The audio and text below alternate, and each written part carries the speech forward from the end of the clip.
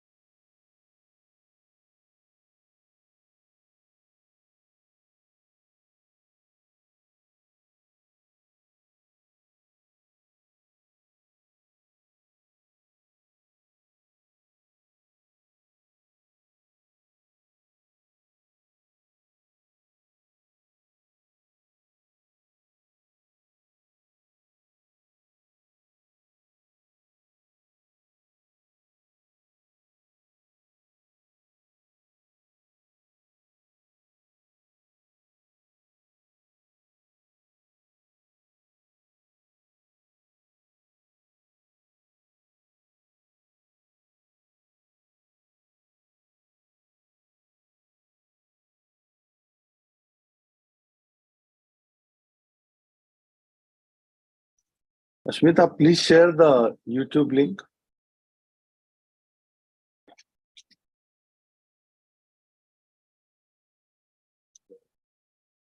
Yes, sir. I sent you the message.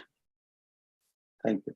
And I'm sending you the slide of Dr. Ashima Nehra. You can just project it. Yes, sir.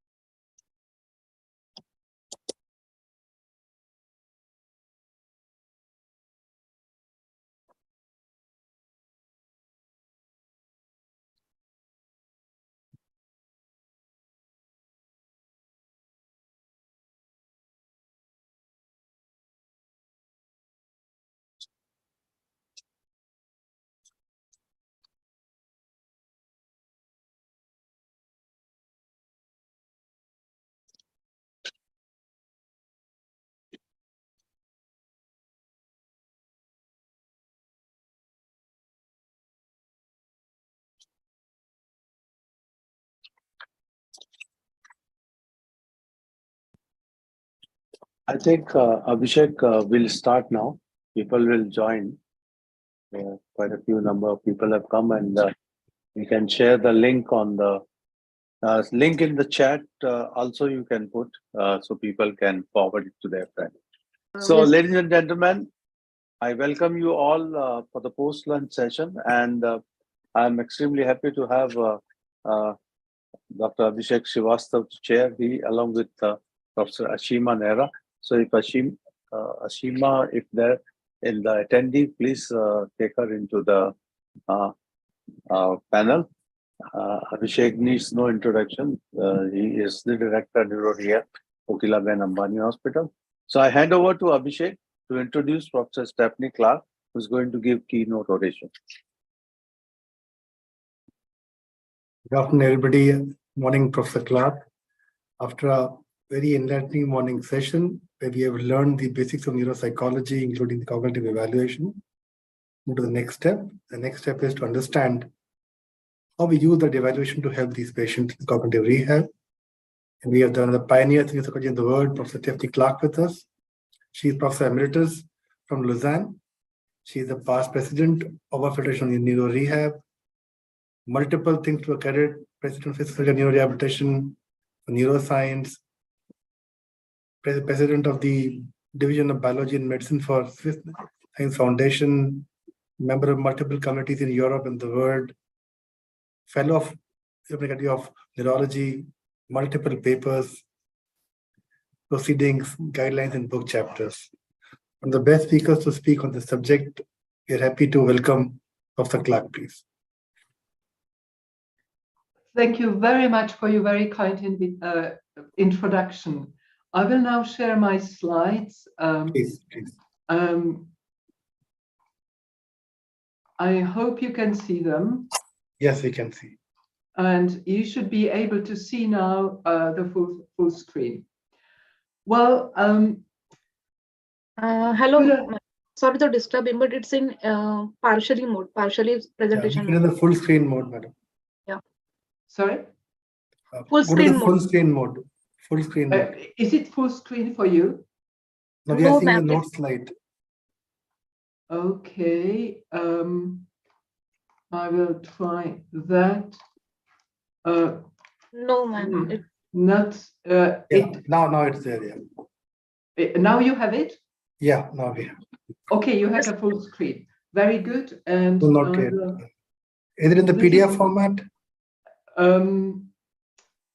It's a standard format. Do you see the first slide with the But building? we can see a slide share list also on the left side. Ah, you see this? No, Yeah. this is not good. Sorry, I will start again.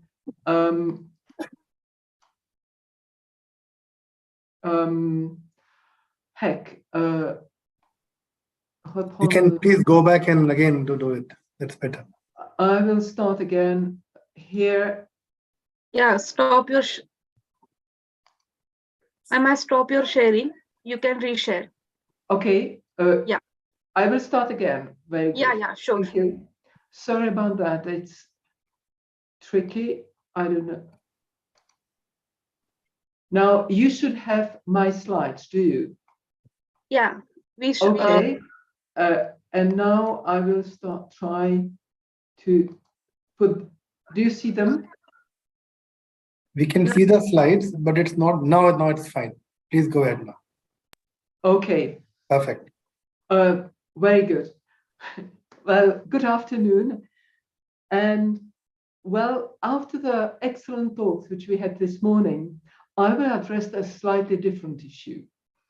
The organizers asked me to talk about theory, principles, models, it's very complex, and the current understanding and how it influences our clinical practice. Well, during the last 2 decades, cognitive neuroscience changed our understanding of neuropsychology and neurorehabilitation. Basically, what we need to know is the neuromechanism of the functions we are investigating and rehabilitating. And to choose the right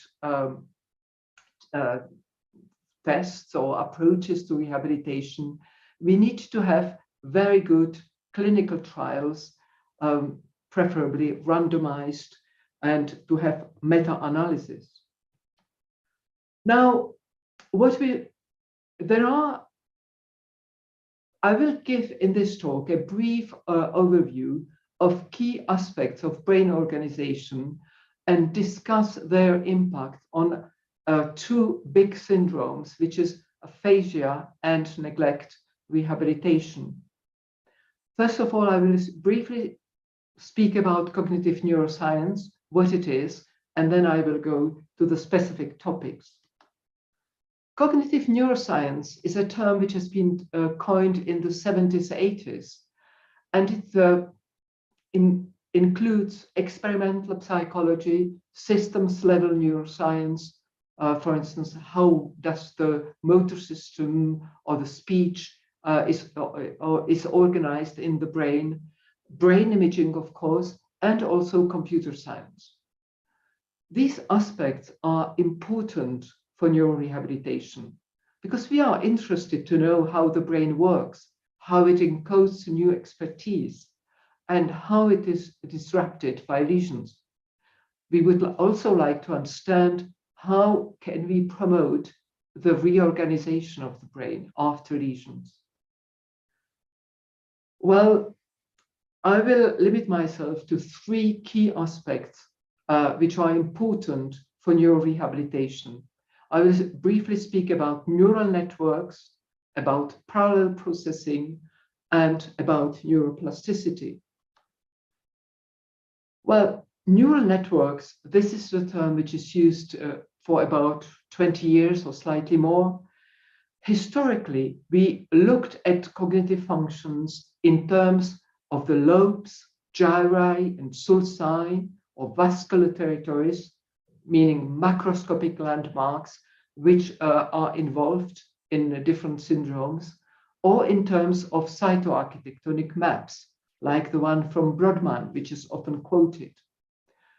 We have been looking also, and this is from the late 19th century, on major white matter pathways, meaning connections between parts of the brain, like the corpus callosum or the longitudinal fasciculi within a hemisphere.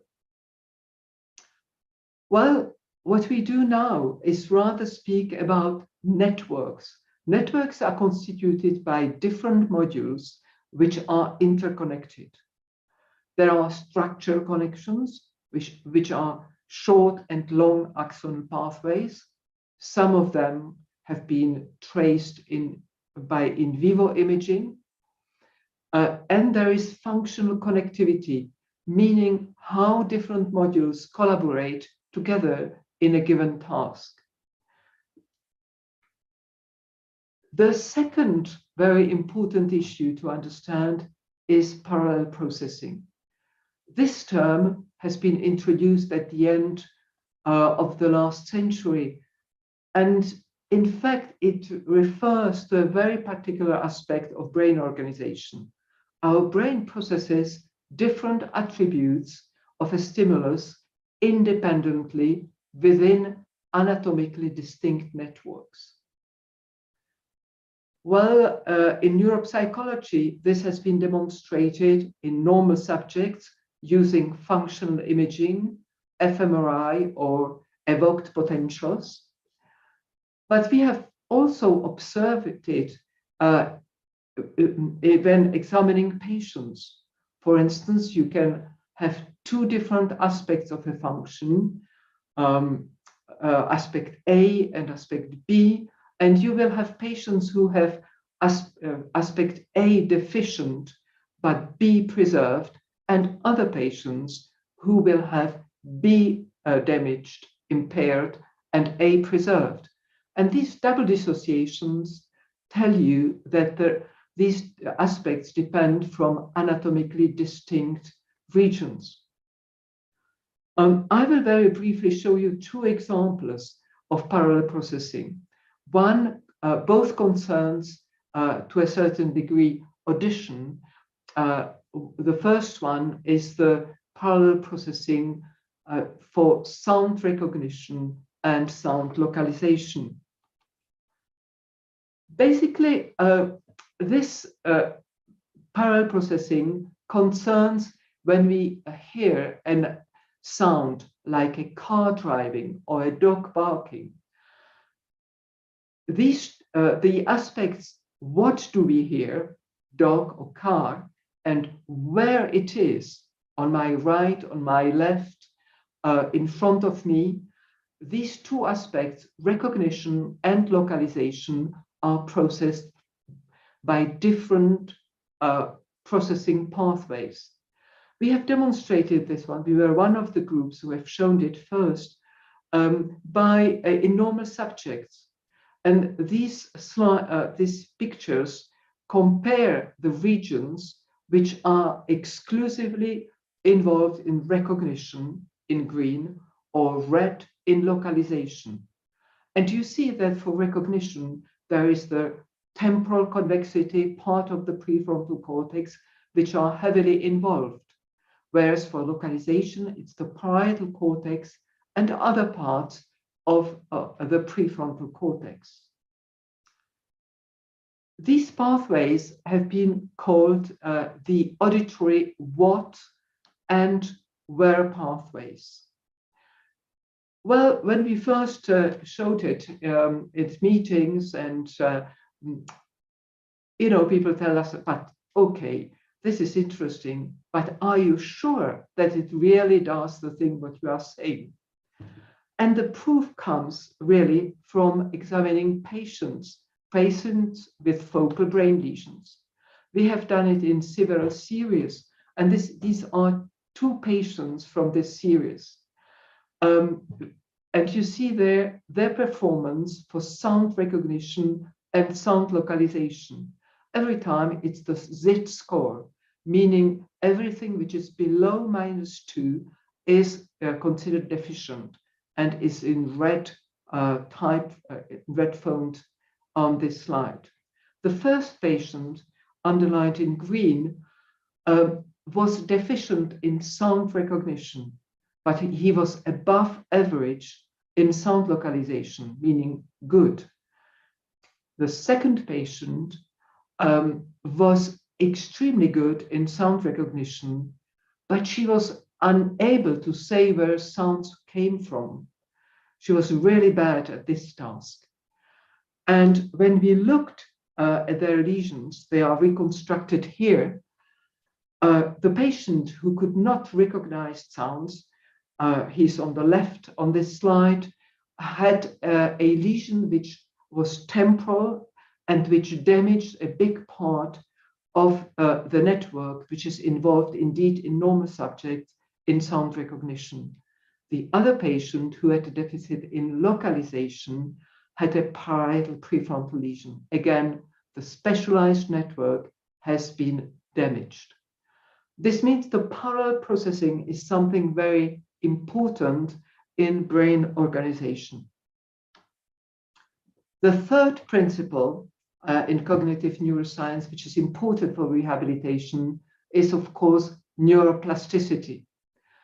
This term defines the ability of neural networks to reorganize when they are exposed to stimuli in a normal situation, to new experience, or to training.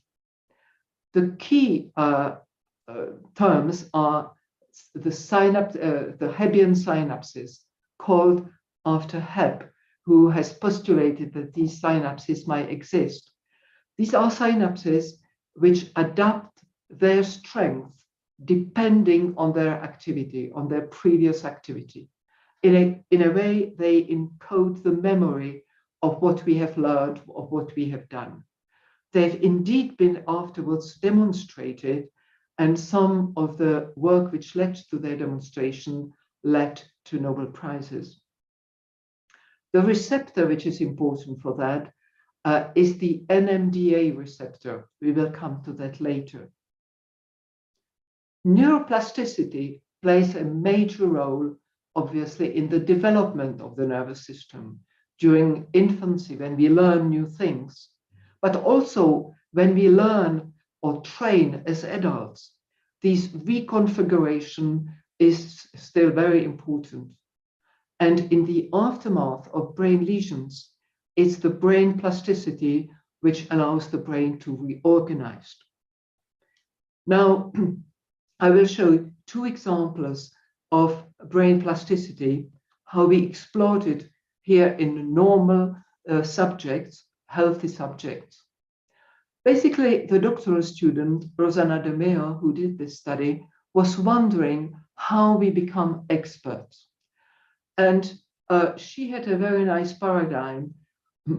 Probably most of you recognize birds where you see them, but it's much more difficult to recognize them only by their songs.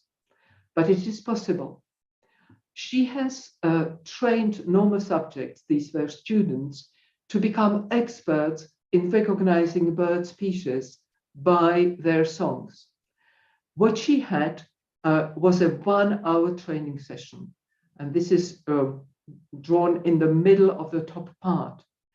Before that training session and after that training session, she recorded evoked auditory potentials to the songs, to the ones which were trained and others.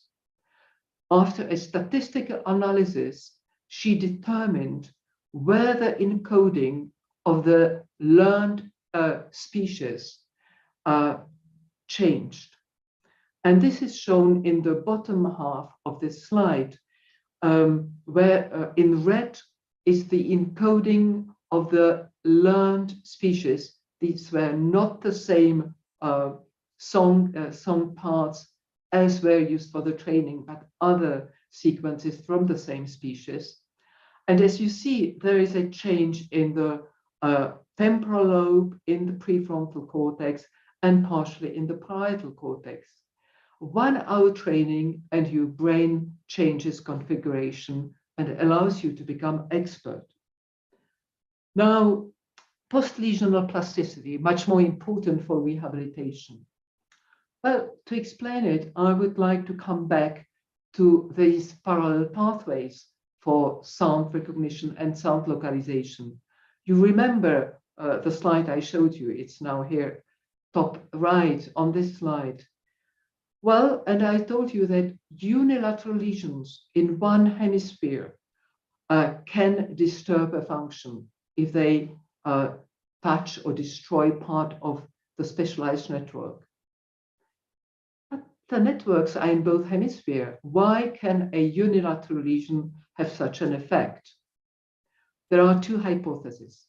Either each hemisphere contributes a unique, in a unique way, which cannot be compensated by the other.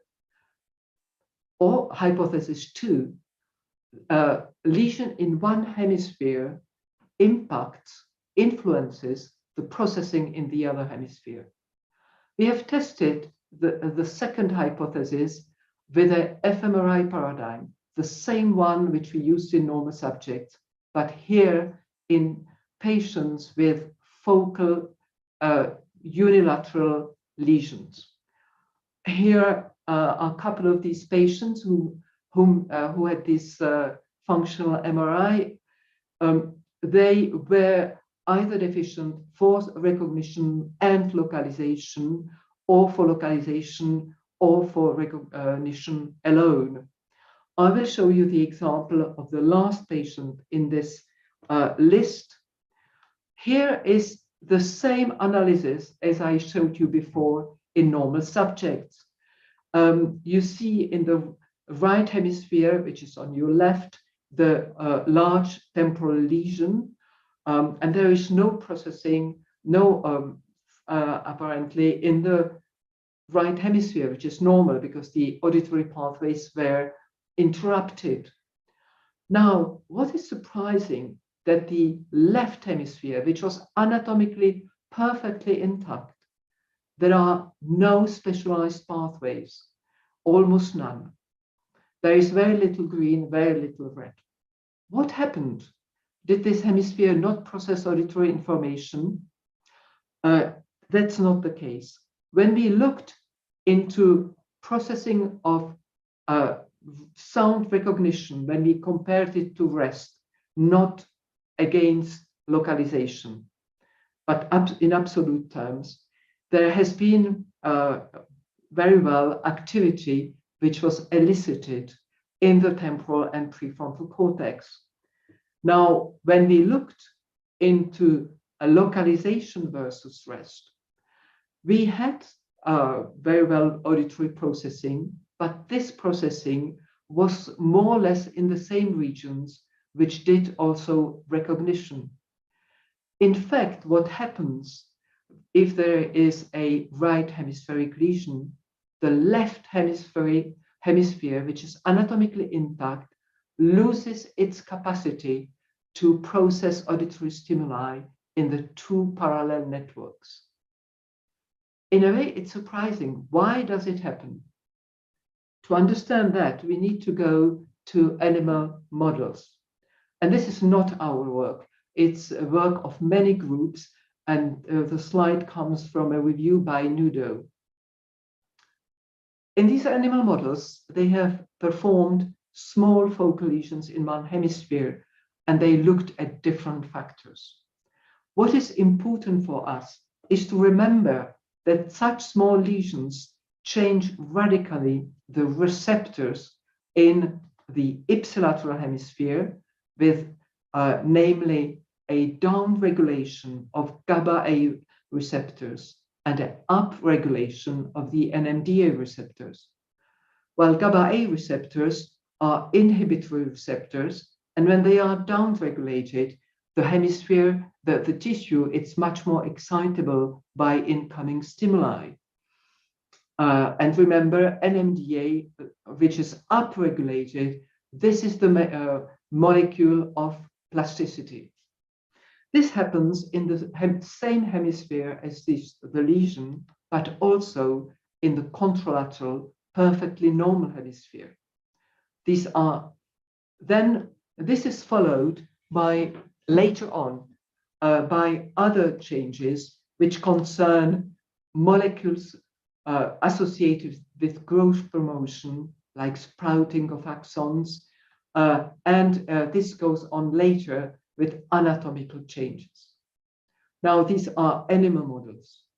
In humans, we performed a study a couple of years back looking into postmortem brains and the distribution of GABA receptors. And we looked into different GABA-A and GABA-B receptors, and we compared normal brains with brains where there's been a focal lesion 1 to 6 months prior to death. And there is one of the receptors, which is GABA-A alpha-2 subunit, which is downregulated in the anatomically perfectly normal cortex outside the lesion. This means that the animal experiments are very relevant to our understanding what's happening in the brains of our patients when we do neurorehabilitation. Well, here we have finished with cognitive neuroscience, and we go to the very specific aspects. First, speech and language therapy. And I would like to look here for one particular aspect, which is what can brain imaging help us with in this field. I will start with a historical perspective. Our understanding from aphasia dates back to the 19th century when Paul Broca published his seminal paper on one of his patients. The patient was called Le Borgne, but in the literature he's called Tan, because this was the only thing he could say. He couldn't speak about his experiences like before. To everything he said Tan Tan. When the patient died, Broca took out his brain, as was usual at this time, and this brain has been preserved in a museum in Paris. This is the outside view, and what you see is the lesion in the lower left prefrontal cortex. The lesion seems to be pretty small. And at that time, there's been only this analysis. They did not cut the brain in slices. Later on, with the work with Karl Wernicke, a German neurologist who examined other patients who had different other types of problems with language, who did not understand, but who could speak. And with the work with Lichtheim, another German neurologist, and Geschwind, an American colleague, there has been a new model of language, which we call the Wernicke-Lichtheim-Geschwind model, which posits that there is a region which is called Broca in yellow, which has to do with language production, a Wernicke area in the back at the parietal temporal junction, which has to do with understanding language. These regions receive auditory information from the auditory cortex, visual information for reading, and they go first. This information goes first to the Wernicke area, and then by the arcuate fasciculus to Broca's area. This is a clinically very relevant model, but does it cover everything we need to know? I would like to go to some complexities which go beyond that model. First of all, the brain of Broca's patients has been put to MRI by colleagues. And in fact, the lesion, which seemed to be small on the outside, is very large inside and takes big parts of the white matter and destroys many of the fascicles which connect to different parts of the left hemisphere. Well, now let's go how we understand language now. And this is really due to a huge contribution from brain imaging. We speak now more and more about a dual stream model for speech and language. And I will show you the summary slide. I can't go into all the different studies which led to that. This model comes from the group from Angela Friederici in Germany. And they stress that there are two streams for language processing. In blue, it's the ventral stream, which deals with semantic processing.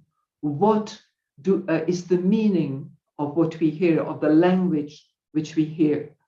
And a dorsal stream in pink, which has to do with phonological aspect, with articulation, and with syntax.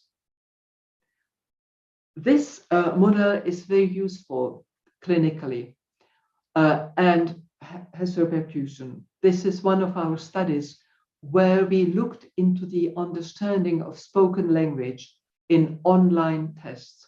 Online means that we measure immediately the performance, and there is not a muddling contribution of other aspects like short-term memory or working memory. Basically, what our study has shown that syllable discrimination, this phonetic, is very sensitive to parietal lesion, to the dorsal stream, whereas lexical decision and semantic aspects depend critically on the integrity of the temporal lobe and indeed of the ventral stream. This confirms the imaging studies which led to the two-stream model. Another way of putting the two streams has been proposed by two American authors, Hickok and Pepple. They changed colors.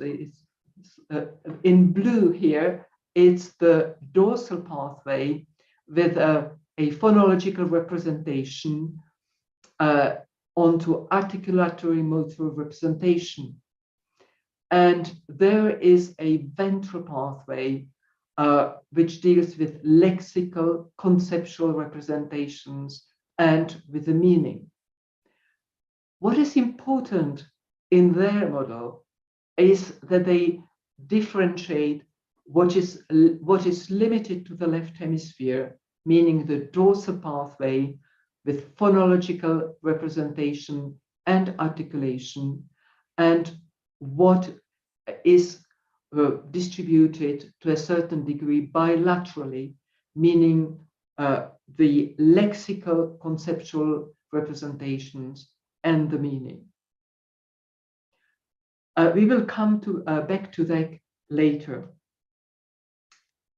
Now, there is another very important aspect which has been revealed in brain imaging in normal subjects first, and which is used in neurorehabilitation, which are the perceptual motor networks.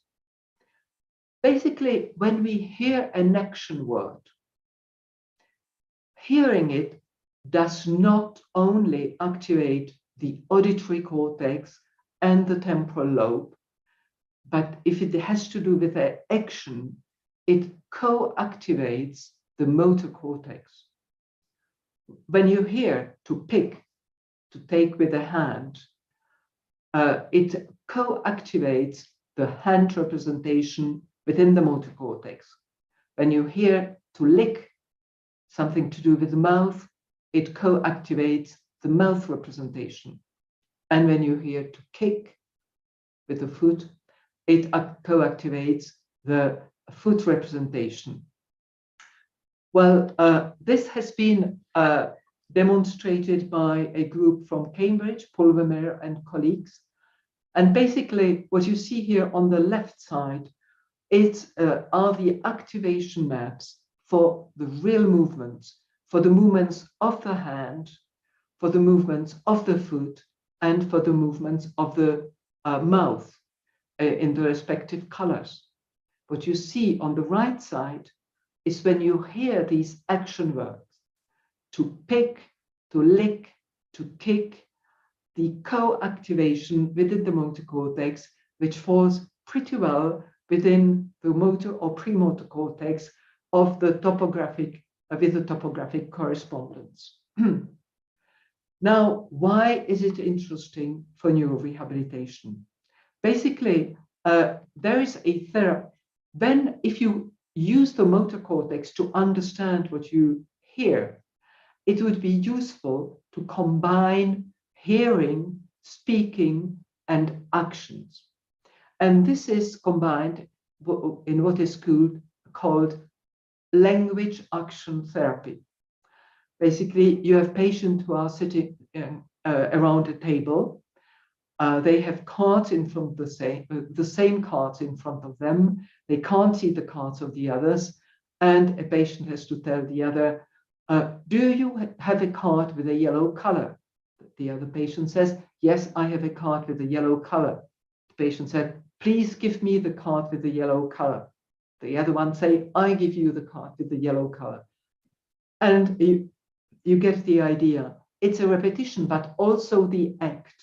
And there are acts for all these actions.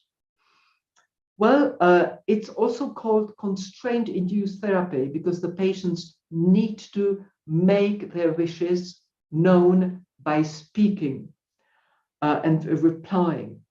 And it has been shown, these are data from the same group, their first publications, as useful and efficient. Okay, these were the dual stream models and the contribution from imaging. But does imaging helps us to understand mechanisms which are involved in recovery? I will illustrate it with two examples. First is, what drives recovery? Left or right hemisphere? I mean, recovery in aphasia. Well, there is a series of excellent studies which describe activation patterns during recovery. Excellent colleagues, but they disagreed on the contribution of the right hemisphere. Some of the colleagues, and that's the top part of the table,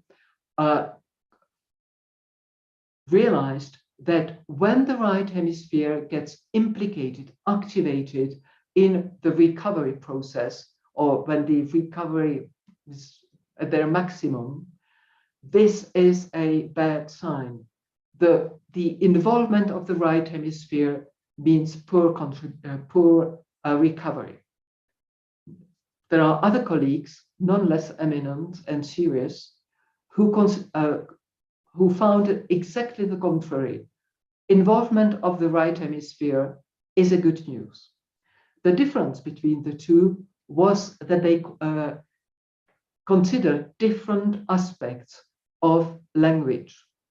The first, for whom the right hemisphere was bad news, studied language production. And you remember this language production network, the dorsal network, is very heavily left dominant. The other ones at the bottom studied language comprehension.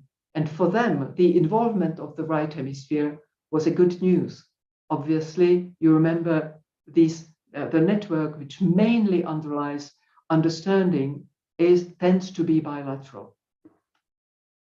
Okay, just to remind you that recovery is a longish process over several weeks, over several months.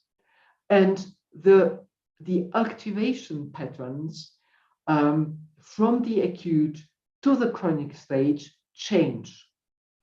Often we go through phases where there is too much activation beyond any specific networks, which then tunes down over several weeks, months, to something which is more similar to a normal activation pattern. There are these three phases which have been proposed here by Dorothea Sauer and her colleagues. Phase 1, with little activation and loss of functions. Phase 2, upregulation beyond what will remain of language networks. And the third phase, consolidation and a normalization of activation patterns. Now, what influences recovery in aphasia as in other functions? Obviously, as we have seen, it's the site of lesion, the extent of lesion, the severity of deficits in the acute stage, which reflects the two previous arguments, but also the state of the brain before the last lesion, whether there's been an atrophy or others or previous lesions, the age of the patient, and obviously comorbidity. Now, my second example is the rehabilitation of unilateral neglect. And here I would like to address another very important issue in rehabilitation of cognitive functions. And this is of responders and non-responders for a given therapeutic intervention.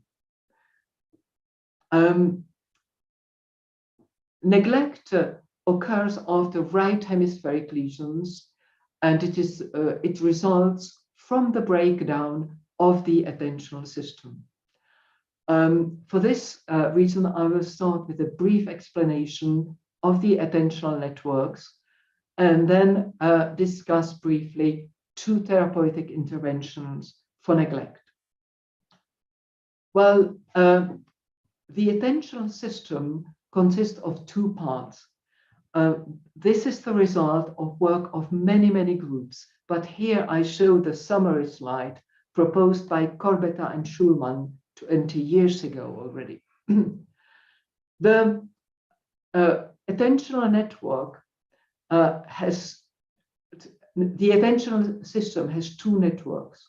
There is one which is called the dorsal attentional network, which is a top-down control of visual or spatial attention, and which acts according what we wish. If I wish to direct my attention to the right side, it's the dorsal attentional network which is active. Then there is the ventral attentional network, which is stimulus-driven. This is a network which responds to external stimuli. I see a flash on my right, this attracts attention, and this goes first through the ventral attentional network. They are in different parts of the hemispheres, the ventral attentional network, the temporal parietal junction, and parts of the prefrontal cortex, the dorsal attentional network, in the intraparietal sulcus and the superior parietal lobule, and parts of the prefrontal cortex. Now, to simplify the matter, I would like to, I describe very briefly schematically the attentional network. You have on the top the visual field, right and left in different colors, right red, left in green. Then a schematic representation of the dorsal attentional network, which is in both hemispheres symmetrical, and in each hemisphere there is a representation for the contralateral space, right hemisphere, left space, left hemisphere, right space. This is very different in the ventral attentional network, which is right dominant. This means the right hemisphere has a large ventral attentional network, which is concerned with the whole visual and auditory and other space, with the whole space, left and right. Now, neglect is the result of right hemispheric lesions. And this is a typical lesion, again, by a review by Corbetta and Schulman, which is associated with chronic neglect. The inferior parietal lobule, the angular gyrus, supramarginal gyrus, the upper part of the temporal lobe, and the lower posterior part of the prefrontal cortex, which are involved. Well, when we go back to the scheme, we have the normal representation, the representation of normal subjects as you have seen it, and what happens in neglect. In fact, in neglect, it is the destruction of the ventral attentional system which is important. And this has repercussions. There is less input to the dorsal network, especially on the right side, which gets turned down, which is less active, and inhibits less the dorsal network within the left hemisphere, which becomes very active, overactive, and inhibits even more what stays on the right hemisphere, within the right hemisphere. This has been investigated by several groups, including the group by Koch, who have proposed this model that the lesion of the ventral attentional system in the right hemisphere creates a disequilibrium between the hemispheres with an overactivity in the left hemisphere, which draws then attention to the right space. Okay, when we go back to the model and to this very difficult situation of overactivity on the left side, there are approaches which have been developed to counter that. Basically, you either inhibit the dorsal network in the left hemisphere, and this is done by transcranial magnetic stimulation, or you start to activate what remains in the right hemisphere, but by direct current stimulation. This has been done in singular patient studies, but also in systematic, controlled trials, and there are meta-analysis. And this is the summary of systematic reviews and meta-analysis. Basically, there is a very good overview now of the field. I will show you the analysis of the results of the meta-analysis by Valdema.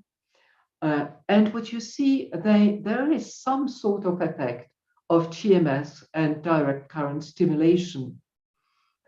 But there are problems as well. It's not entirely convincing. There are methodological problems, but also statistical issues because the effects are not huge. Basically, there is a huge problem which we encounter elsewhere. And my Swiss colleagues from Lucerne looked into that after we did the point for another therapeutic approach. They looked into the TMS and they analyzed in their patients which were the patients who responded and who did not respond. And they noticed that in order for a patient to respond, the patient must have an intact callosal pathway. This means that if you apply TMS to any patient, you may have a subgroup who will not respond. Well, a second example of an approach to neglect rehabilitation, which has been investigated in many more details, is PRISM adaptation. Basically, the principle of prismatic adaptation is that it helps you to switch the ventral attentional system from the right to the left hemisphere, as is indicated in this picture. Basically, the left hemisphere starts doing what the right hemisphere did before. And this restores the functioning of the dorsal attentional system. How do we know that? Well, first of all, what is prismatic adaptation? It has been introduced over 20 years ago by French colleagues. Yves Rossetti was the chief on the first studies. Gilles Rode is the clinical partner in all this endeavor. What you do when you have glasses with prisms which deviate all you see to the right, there is a specific phenomenon. This is illustrated in normal subjects on the top part. Without prisms, no problem pointing to visual targets. You put the prisms which deviate everything to the right, and you make mistakes. You overshoot to the right. But very rapidly, you correct, and it takes 3-4 trials, and you are dot on the target, even with the prisms. You remove the prisms, and then the first trial will overshoot to the left. That's the so-called after effect. If you expose very briefly, a couple of minutes, a patient with neglect to these right deviating prisms, and you test for neglect signs afterwards, you realized, as shown below, that the neglect signs are alleviated. There is less of them. And if you use prism adaptation every day for for 1 or 2 adaptations, and then do normal rehabilitation, there is a lasting improvement of neglect, as described, for instance, by Frazinetti. Well, basically, what happens, as I told you, well, we have demonstrated that using functional MRI studies. I told you that what drives the ventral attentional systems are targets appearing in space. We used visual and auditory targets. I will comment first on the visual ones. These targets were visual, there are stars appearing on the left, center, or right. We did fMRI of the activity which is elicited by these targets before and after a brief exposure to rightward prismatic adaptation. And what we have shown indeed is that instead of having a whole space representation within the right hemisphere, after this prism exposure, there is a whole space representation within the left one. In normal subjects, in patients with right hemispheric lesions. but it is also true for auditory stimuli, which are presented right and left. Really, there is a radical change of the organization of the ventral attentional target. And as other groups have shown, there is also an impact on the dorsal attentional system, which starts being activated after the exposure to prism adaptation. Now, those who are probably aware of the literature realized that randomized trials, randomized controlled trials, and meta-analysis were not overly positive about prism adaptation. But there is again a problem, and we have addressed it in a first publication in 2017. We have looked into the responders and non-responders of patients with auditory neglect when they were exposed to right with prismatic adaptation. And basically, there is a profile of patients who do not respond to the treatment, meaning if there is a callosal lesion or a lesion of the dorsal attentional system on the right side. Other groups repeated these studies, and basically what we have, if patients who respond to prismatic adaptation need to have preserved right superior temporal lobule, the posterior temporal cortex on the right side, and the posterior callosal pathway.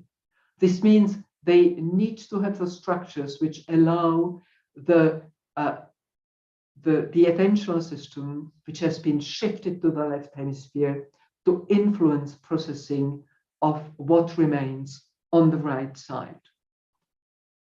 Well, this is important for neurorehabilitation because when we have a syndrome like neglect, there are often subtypes or there are anatomical characteristics, meaning the lesions which are associated with it. And we need to consider that when we choose a therapeutic intervention. We need to be sure that for our patient, the intervention is appropriate in view of his or her profile. Okay, I'm coming to the end. I try to stress our need to understand brain mechanisms to be able to apply therapeutic interventions to our patients. It is important in research to establish more precisely the responder and non-responder profiles for specific therapeutic intervention. And then as clinicians, that we choose the right therapy for the right patient. It will help us also to design new rehabilitation strategies. If you consider, for instance, the prismatic adaptation that was purely, this was based on curiosity first in normal subjects and led to a new therapeutic approach for neglect. On the other hand, we need to carry out randomized clinical trials with well-defined inclusion criteria. Often it is so difficult to have enough patients, for instance, with a neglect syndrome, that we tend to include all patients. But if we do not stratify them according to lesions and so on, it will be difficult to draw something out from the trial afterwards. Well, thank you very much for your attention, and I will be very happy to answer your questions.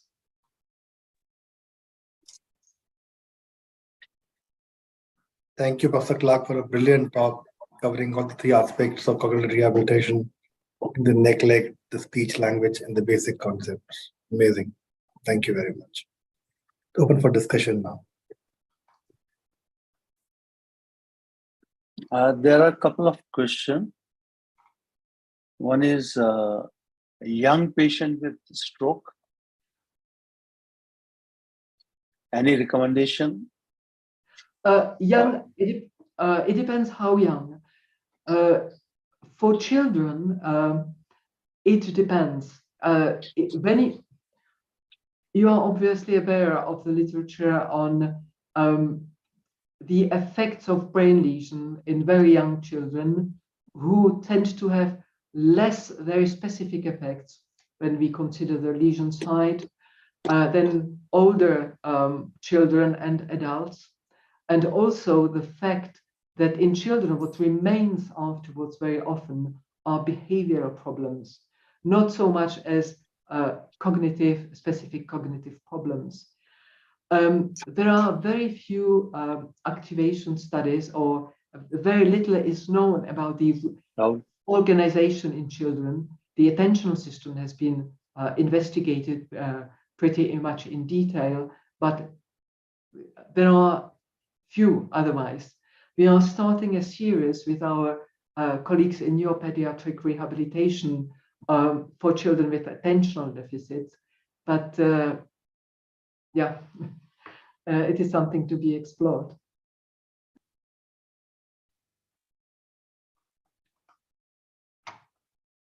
Sorry, I don't hear. You're mute. Another question from Vaishnavi is repeat the structure which are required for TMS to work. Sorry, can you repeat? TMS to work, what structure is required? Okay, for TMS, well, in neglect, when you apply TMS to the left parietal lobe to get it down, you need to have the posterior callosal pathway preserved. Basically, the lesions which differed between responders and non-responders concerned the arrival of callosal fibers to the left hemispheric white matter. The last question from Sonal is, she want to know, can you enlighten on cross aphasia, atypical language representation, and spatial as well as verbal therapeutic treatment, post-stroke versus focal tissue resection studies? This is an excellent question. Well, the fact is that cross aphasia is in a right-handed person. You would presume it's language mostly on the left side, right hemispheric stroke, and language difficulties. Now, we know that this can happen. Brain imaging in normal subjects has led all to discoveries. Usually these are students or colleagues who do this, and all of a sudden realize that they have production of language on the right side. This is very exceptional, but it exists. Sometimes different aspects of language, speech production can be on both sides. It's case by case. Basically, the rule has been if you have somebody with right hemispheric representation of language and the left lesion, you would have a better recovery, but it's not always the case, and it remains difficult. I have a question, Professor Clark. What's your take on role of pharmacotherapy in aphasias? What's your take on role of pharmacotherapy in aphasia, in post-stroke aphasia? Role of pharmacotherapy in post-stroke aphasia. Well, pharmacotherapy, it depends which aspects. There is a whole series of medications who can act. As you see, as you have seen, there are changes in transmitters after a lesion, like GABA, A down regulation, which is positive, NMDA upregulation, and so on. Basically, it's not a therapy, but absolutely avoid to give medication which would contract this GABA-A downregulation, which would fortify the inhibition, like benzodiazepines, to be avoided, obviously. But then everything which you could promote the NMDA, or activity, like some antidepressant drugs and so on, could be useful, but in combination with speech and language therapy of different aspects. Yeah. Thank you. Thank you.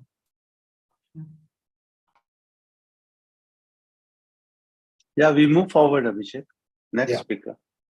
Thank you, Professor Clark, for a brilliant talk. Thank you very much. Next speaker, Charu Raghavan. She's a neuropsychologist based in Pune. Works in Pune Hospital, Jupiter Hospital, and Law Clinic. She's a research investigator for BCOS India project. She's a DPhil PhD in psychology University of Oxford, and a done her MR in cognitive neuroscience from Birmingham, and MA in psychology from Mumbai. Area of interest is evaluation and rehabilitation, as well as our TMS and the potential to brain plasticity. Avid reader, researcher, very good clinician. Raghu, welcome, Charu. Our topic is cognitive rehabilitation. How do we do it? Part 1. Welcome, Charu. Thank you, Dr. Abhishek. I hope you can hear me clearly. Yeah, okay. So today has been fantastic. It has been such a great learning experience so far, these morning sessions, and listening to Dr. Clark as well. I've been asked to talk about cognitive rehabilitation in stroke in the Indian context. So I'm going to share some of my experience today and use a couple of case studies perhaps to demonstrate. So I'll just start with sharing my screen.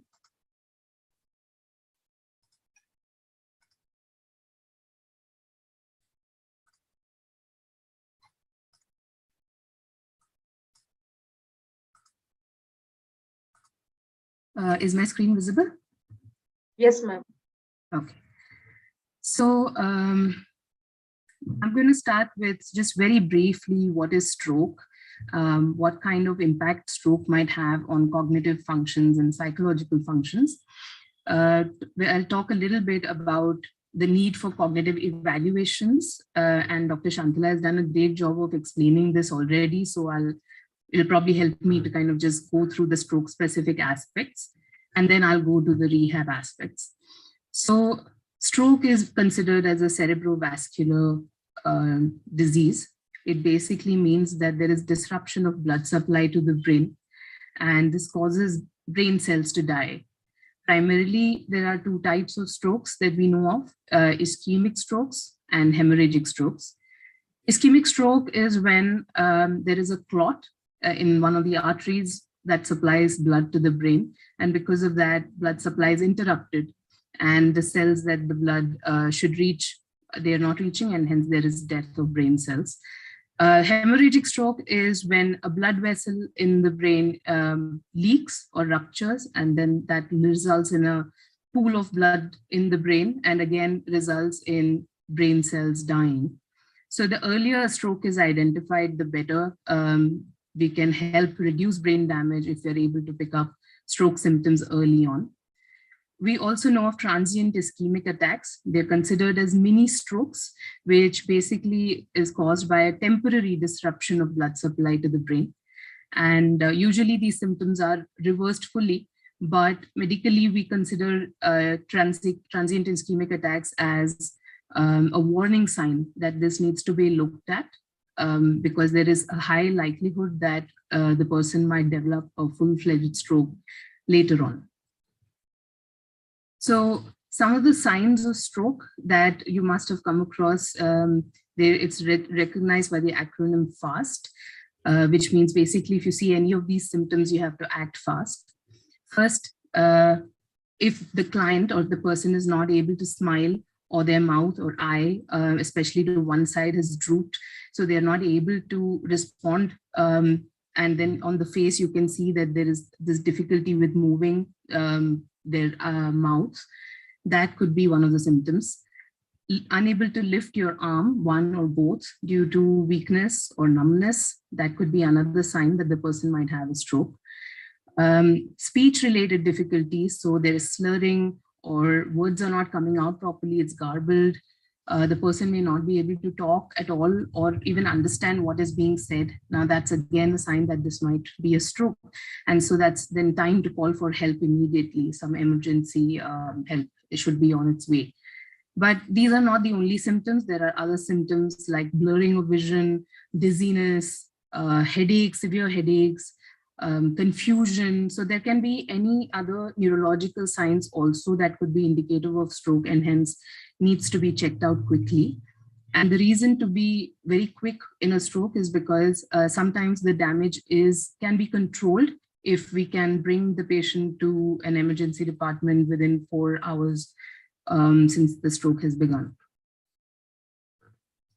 So let's talk about the need for rehabilitation in stroke. So clearly, if blood supply to the brain is interrupted, then as we've heard today, there are significant repercussions. Some of these repercussions to the person are visible, and visible impact of a stroke could be difficulties with physical movements, speech, sometimes just energy levels, fatigue, the person is very tired, is not able to engage, and then some mood and behavior changes. So for example, difficulty with controlling their irritations, anger, outbursts, these kind of changes can also be seen in patients after a stroke. But then what we also see, we don't see, are called invisible symptoms. And these are usually cognitive in nature. And in some cases, emotional difficulties are also difficult to be seen outwardly. So by cognitive difficulties, difficulty focusing attention for very long, speed of processing, sometimes comprehension of what is being said, because when you're talking to the person, it seems like they're listening, they're smiling, but if you actually don't test for whether they're understanding what is being said, then they could be having difficulties with comprehension that has not been picked up adequately. Sometimes emotional difficulties also come by way of, feeling vulnerable, that something, especially with high functioning people who are very independent, younger patients, it's very difficult to cope with such a life-changing situation sometimes. And when there is role reversal, as Dr. Shantala said, that's a big issue, because suddenly one person in the family has taken on a role that they've never been trained for. So there are a lot of other such underlying factors that might also occur with a stroke that sometimes are not picked up, but it's very essential to screen for this. And that's why rehabilitation should generally be comprehensive. It usually involves the medical doctors, physiotherapists, speech therapists, neuropsychologists, anybody else who is invested in helping the patient improve and is professionally qualified to do so, basically. So an ideal stroke care team would involve all these people, discussing each patient, their needs, their progress at regular intervals, and helping each other to improve the care so that the patient benefits maximally. Now I'm going to talk about cognitive rehabilitation specifically. Why do we need cognitive rehabilitation?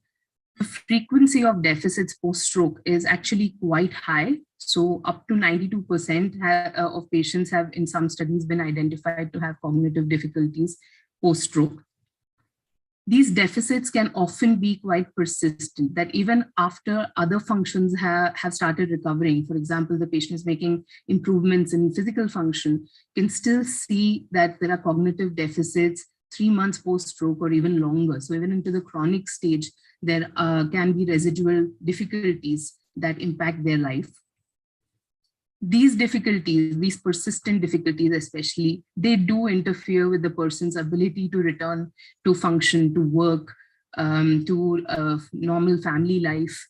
And in the long term, it also is a predictor of disability and institutionalization. A lot of patients post-stroke, a big percentage also develop dementia. So looking at cognitive difficulties and trying rehabilitation early is quite critical. In terms of other functions like physical functioning, there has been a study that says that even after 6 months, your physical functioning and recovery is dependent on how much of cognition was damaged post-stroke and how well that cognitive recovery has progressed over 6 months. So in some sense, the recovery is dependent across multiple areas, and just physical therapy or just cognitive therapy is not sufficient. They kind of go together. And as I mentioned, stroke patients can develop post-stroke dementia, a big number of those, as well as cognitive difficulties are associated with depression and poor quality of life. And if these go unrecognized or untreated, the engagement of the patient in their recovery process can be quite low. And that also impacts how well they progress long-term. So here is an example of a typical patient that I see. This is just a little schematic that we've used as part of the Because India project. The Because India project is an attempt to create stroke-specific instruments, cognitive instruments suited for the Indian population. So Birmingham Cognitive Screen, which is Because, is being translated to Hindi and Marathi, and we are trying to collect normative data and validate this. But as part of this project, we also do awareness building activities on our social media. So this was one such post on stroke that we had. So here is a patient called Dave. He is 54 years old, quite young. He was recognized to have some symptoms that could indicate a stroke. So his family rushed him to the hospital and they gave him the required treatment, physiotherapy. And after 3 months, he recovered well enough to return to work.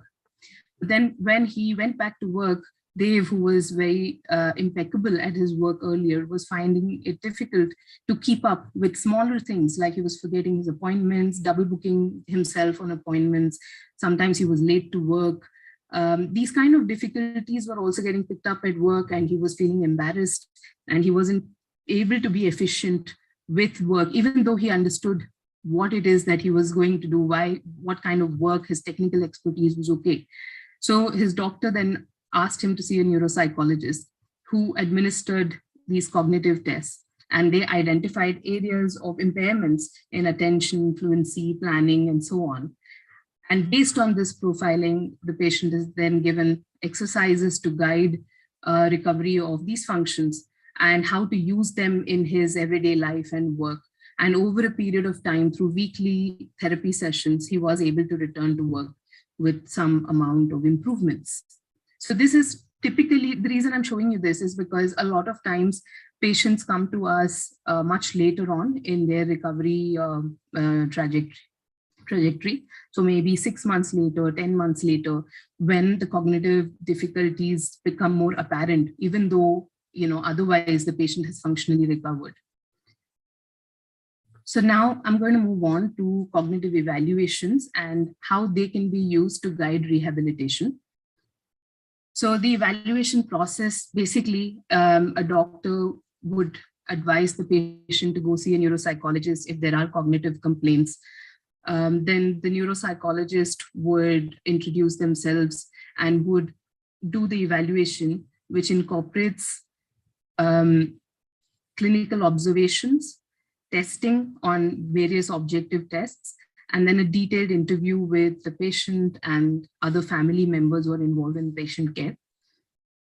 The domains that are normally looked at in evaluation are motor abilities, speech, cognition, behavior, social interactions, mood. So it's a very comprehensive evaluation. It's a time-consuming process, but looking at it holistically gives us an idea of the main issues, the main functions that might have been impacted post-stroke.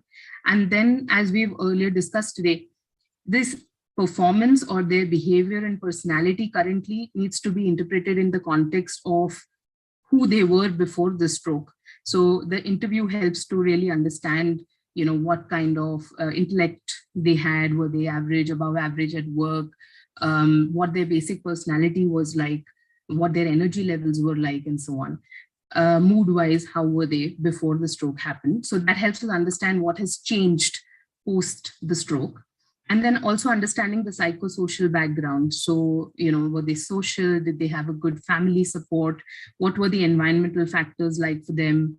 What were their hobbies? How did they engage with others? So a lot of this information is accumulated during the evaluation process.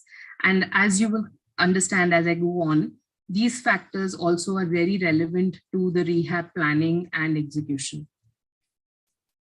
So usually we assess these domains of cognitive functioning. So you would typically look at attention, different types of attention, focused attention, concentration, divided attention, visual spatial attention. And for speed, you could look at motor and mental speed of processing.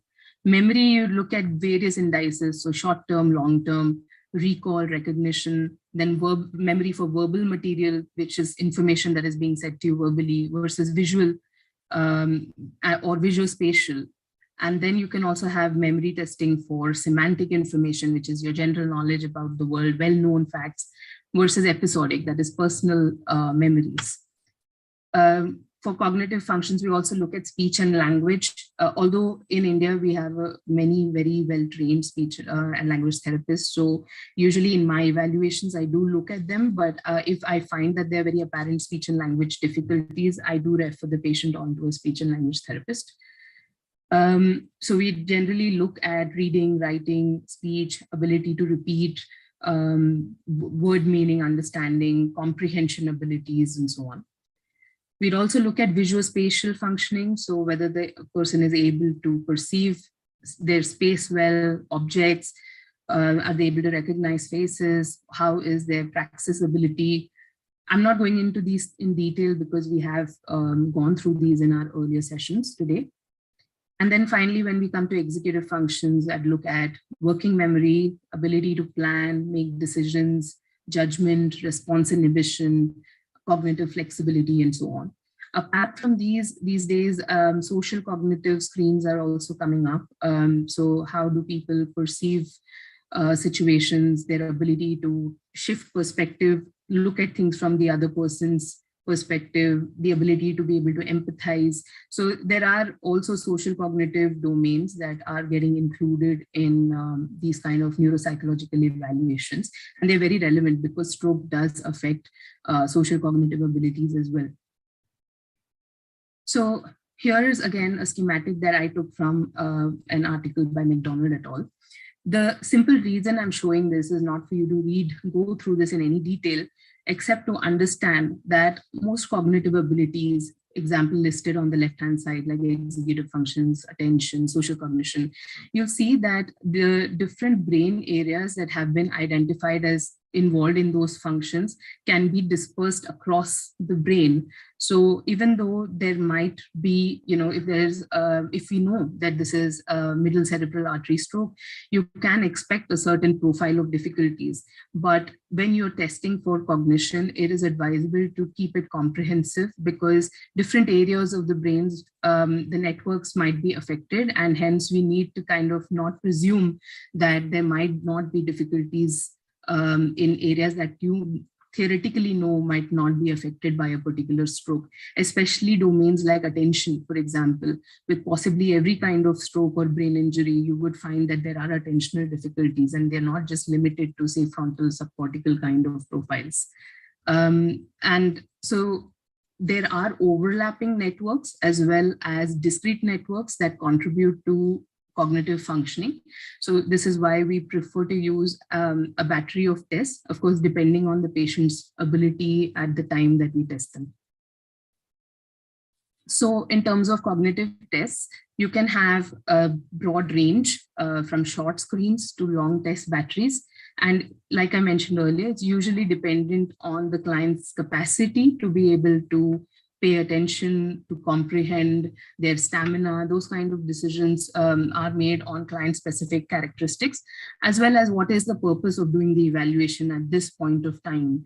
So each of these type of screens have their plus and minuses. So we have to, as a clinician, you make your own decision about what is to be administered when, and sometimes you have to use your clinical judgment rather than decide to do a full test battery and stick to it no matter what.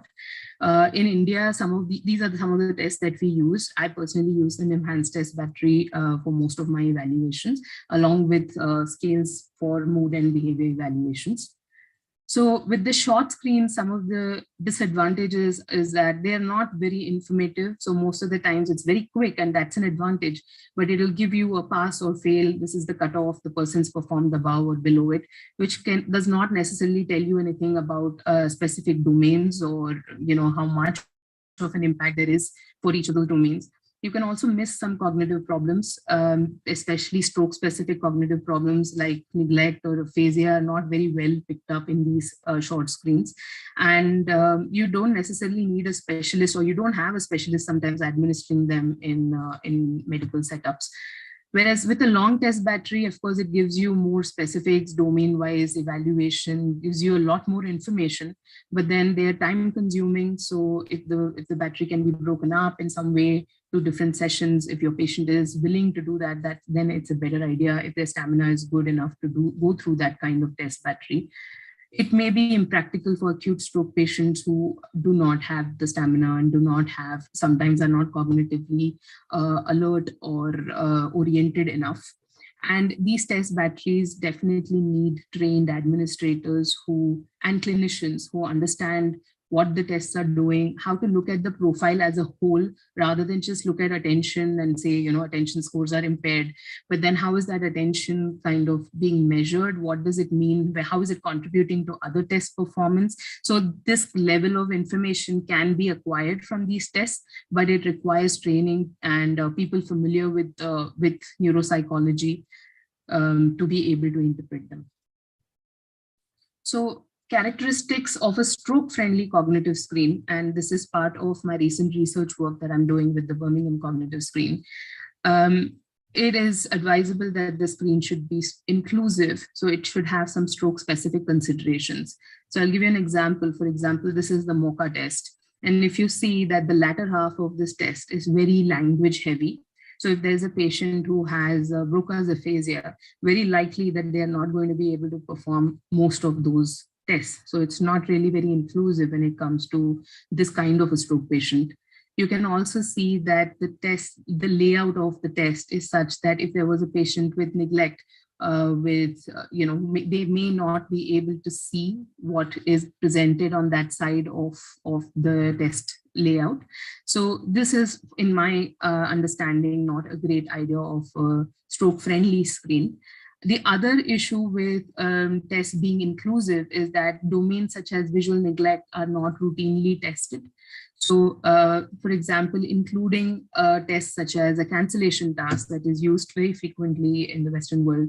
For example, in this task, it is presented at midline to the patient and they're asked to cancel out all the full apples that they see and ignore all the apples with a bite on the left or the right side. They're given practice to try and understand what to do. And when you're canceling, if the patient neglects apples to one side of space relative to the other side of space, then you know, and I mean, of course, there are norms for these kind of tasks, then you kind of know that this could be visual neglect. Or in this case where we've circled the apples where broken apples have been cancelled mistakenly. That's an example of object neglect. Now, neglect is something that happens very commonly after stroke. And when we don't formally evaluate it, sometimes it can be missed. So coming back to the point of stroke-specific cognitive tests should be inclusive and should be applicable to patients with neglect and aphasia friendly. Preferably should be amenable to bedside testing, should be comprehensive so that we're looking at all the major domains that might contribute to their performance in everyday life. So like I said, short screens don't really allow you that level of liberty, but with a more comprehensive screen, you are able to look at different domains that are important. But then at the same time, the test should be time efficient. So it shouldn't be something that goes on for 3 hours. And then you'd clearly know that the patient can't sit and can't concentrate for that long. So you need a balance of a comprehensive test, but which is also time efficient, or at least has the luxury of being broken down into various sessions. I personally think that with cognitive tests, the closer they are to everyday life activities, the better your ability to plan rehab. So for example, with language, you would automatically test for reading ability, writing ability, which is very relevant to the everyday life activities that we want them to get back to. And similarly with attention and memory, the closer these tests are to everyday life activities, whilst maintaining the sensitivity of the test, it would be useful for patients. And of course, needless to say, it should be validated and have norms obtained with the local population. So we need norms for the particular population that we are using the test with. So now I'll come to rehabilitation, what I've been doing with my patients, and I'll try to go over a couple of case studies.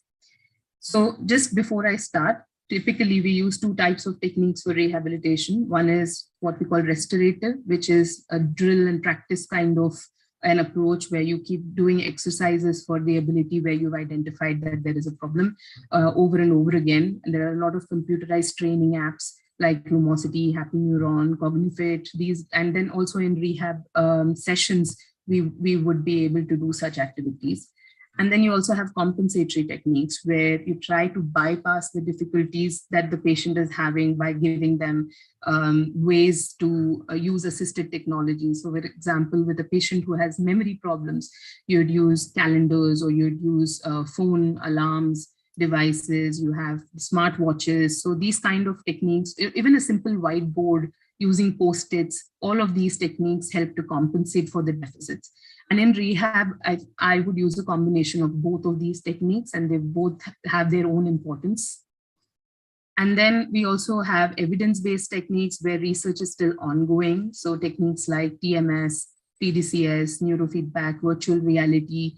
We know that they have contributions to improving cognition, but the methodology, the efficacy, these are things that are still being researched. So the idea for cognitive rehabilitation, like I mentioned earlier, is to look at all of these aspects through an evaluation, a very thorough evaluation, and then to arrive at goals in conjunction with the patient, with their family, to make it relevant, and as well as to identify what are specific goals that one must work on. So here's an example. So this first case study is Mr. TM. He was 58 years old when he had a stroke. He is right-handed, graduate a bachelor's in engineering, and currently employed as a project manager in a company. He had a left frontotemporal infarct, but this was 10 months ago. Currently, his physical difficulties had improved, but he was still going for weekly speech therapy. The complaints were that he wasn't able to be fluent with his speech, and he had some word finding difficulties. And because of that, it was affecting his social life and his work. But despite going to speech therapy, his wife felt that his progress had stagnated over 10 months. When we looked at his pre-morbid skills, he had above average intelligence,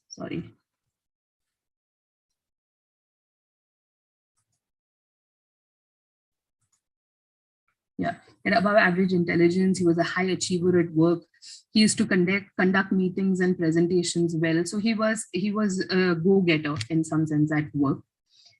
And based on the interview with the client and his family, currently cognition, they found that it was fine. He was able to concentrate when he was watching TV or reading articles.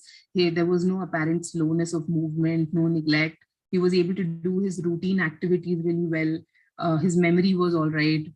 He was able to make decisions, even including at work. And he had started driving again. He was going for walks by himself. So, functionally, he had recovered to quite some extent. But some of the challenges currently that they thought were that he was unable to comprehend information, especially if they were spoken very quickly. When responding, he would respond in very few words, not long sentences. And because of his difficulties with his communication, he was not able to get back to social life. And he had returned to work, but he was still not conducting meetings and presentations the way he had been, primarily also because of lack of confidence. In terms of behavior, there were no significant anger or aggression or irritability kind of difficulties, but his wife had said that he was a bit more passive, he lacked spontaneity, and the spark that he had of going back to work and taking up challenges, these things had reduced, and he was quieter and preferred to kind of not socialize as much. Mood-wise, again, there were no significant difficulties like depression or anxiety, but his motivation seemed to be low to initiate and participate in activities. Movement, there were no difficulties, but speech therapy was still ongoing. And in terms of other supportive factors, he had support from family, he was economically affording, his stamina was all right, but his social life was currently something that still required him to kind of work on. He wasn't very comfortable in that area. So we did the NIMHANS battery with him, and just to kind of explain this, on the x-axis below, you see the different parameters that we evaluated. So we looked at attention, speed, different types of memory, visual spatial skills, executive functions, and then language. And then on the y-axis, you have percentiles, where 50th percentile would be like average performance for someone of his age and education. The red dotted line on the screen, that's 15th percentile. So according to the NIMHANS battery for adults, scores below the 15th percentile are considered as impairments. So as you can tell from this test battery, a lot of his profile is very scattered. There are a lot of functions where he scored quite well. But then if you looked at difficulties, so he has difficulties with sustained attention, which is concentration. He has difficulties with working memory and fluency. He also has difficulties with some amount of kind of high-level planning, and comprehension is still quite low. So apart from this, the interview also revealed to us that, I mean, he self-reported that he felt low in self-confidence, and he was angry, especially when going into situations where he needed to speak to other people. So when I come back to this conceptualization, I look at the areas in red are where we've identified some difficulties along with some speech difficulties. Things in green are where he's not had any major difficulties currently, at least.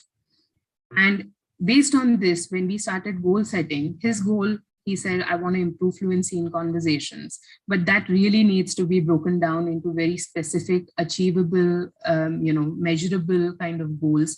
So we kept breaking it down. Like, for example, improving fluency could mean improving initiative, improving your ability to think of content, get comfortable in conversations, improve the length of the sentences that one speaks in to maybe gradually to 4 to 5 words and so on. And then based on this, we had weekly goals for him and specific exercises that we would monitor regularly. So before I come back to him specifically, some of the things that I feel that are important and probably indispensable to the success of rehabilitation. First, psychoeducation is key. So after this evaluation, I have a report. I will take a full session just to explain to the patient and the caregivers about what the stroke has been, what it means in terms of brain function, how it might have impacted him, what his current strengths are, what the current difficulties are, and so on. So helping them understand this helps to bring them to participate better in the rehabilitation process. Then in conjunction with the patient and the caregiver, we discuss rehab goals and prioritize them. What is the most important concern that they have that we need to start working on? How is it relevant in their everyday life? We plan for weekly sessions, but in the Indian context, we do tend to rely on families and caregivers to help us with executing the exercises at home, because these kind of exercises also need to be done at home and in repeated practice. So because we are not as many neuropsychologists and we don't have as much bandwidth sometimes, so it helps if there is an enthusiastic caregiver or a family member who's really invested and who really wants to help with the therapy, and then we are able to guide them. And it's a collaborative process between the client, the caregiver, and the neuropsychologist. I found that explaining the task or the exercise being given and its relevance to everyday life activity is really significant, because sometimes you'll have a patient with whom we are doing a card-based exercise, for example, for memory, you input you want to remember the location of a card that you've placed upside down in an array, and they might not really be able to see that as a memory activity. And then you try to make it more relevant to them or show them the connection between the activity and the function that we are trying to train. I think that's really critical to getting them to engage and have their own personal goals with these tasks. During the session, each of these exercises is demonstrated with the client, and also the caregiver gets training on how to administer it, what are the different things you can do with the same set of stimuli and so on. And then one other thing that I found is very useful is to devise an objective way of measuring their performance. So for example, with the card task, how many cards are they able to remember? Are they able to remember just the number of the card? And by card, I mean playing cards, right? So are they able to remember just the number of the card, the location of the card? Eventually, are they also able to remember what is the shape of the card? So you can use some metric to measure their performance over sessions so that they can also see and receive feedback on where they need to improve or how much time it's taking them to do a task can also be another metric. If it's a language-based task, then how many words they're producing, what is the kind of time limit that is being used. So there are many ways in which you can objectively measure task performance. And I find that it's in a lot of patients, it motivates them or it gives them feedback that they find useful. Some of these sessions are also focused on teaching them techniques to optimize their task performance. So again, with memory kind of tasks, you can look at visual imagery or errorless learning. There are a lot of techniques that need to be taught and then practiced repeatedly in sessions, which then they can use at home. So this is also something that one would do as a neuropsychologist. And then having different variety of tasks targeted at building the same domain performance, suiting it to the person's unique challenge level, what their current difficulties are, but also using their strengths to try to overcome any difficulties or any barriers that we might see in why they are not able to engage with the task or why they're not able to, improve their performance on the task. So these are areas where paying a lot of attention to these aspects makes some tasks and some exercises very useful to the patient. And then also using feedback from the client to decide that this is not the activity for them and trying to use their own areas of interest is very critical. So for example, some patients are very interested in art. So using art-based activities can really help with improving engagement and seeing them really do better in those domains. Also, so these suggestions I've taken from Professor Barbara Wilson's textbook, but this is very, very critical to therapy success, which is to look at the client's cognitive ability currently and use that to factor in things in their therapy sessions. So for example, shorter sessions might be suitable for some patients. Checking in with the client frequently, if their energy is okay, if they're able to attend. If you feel that they're not able to attend, then taking a break or giving them breaks every 10 minutes. Also allowing them to monitor their energy levels. That's also very useful.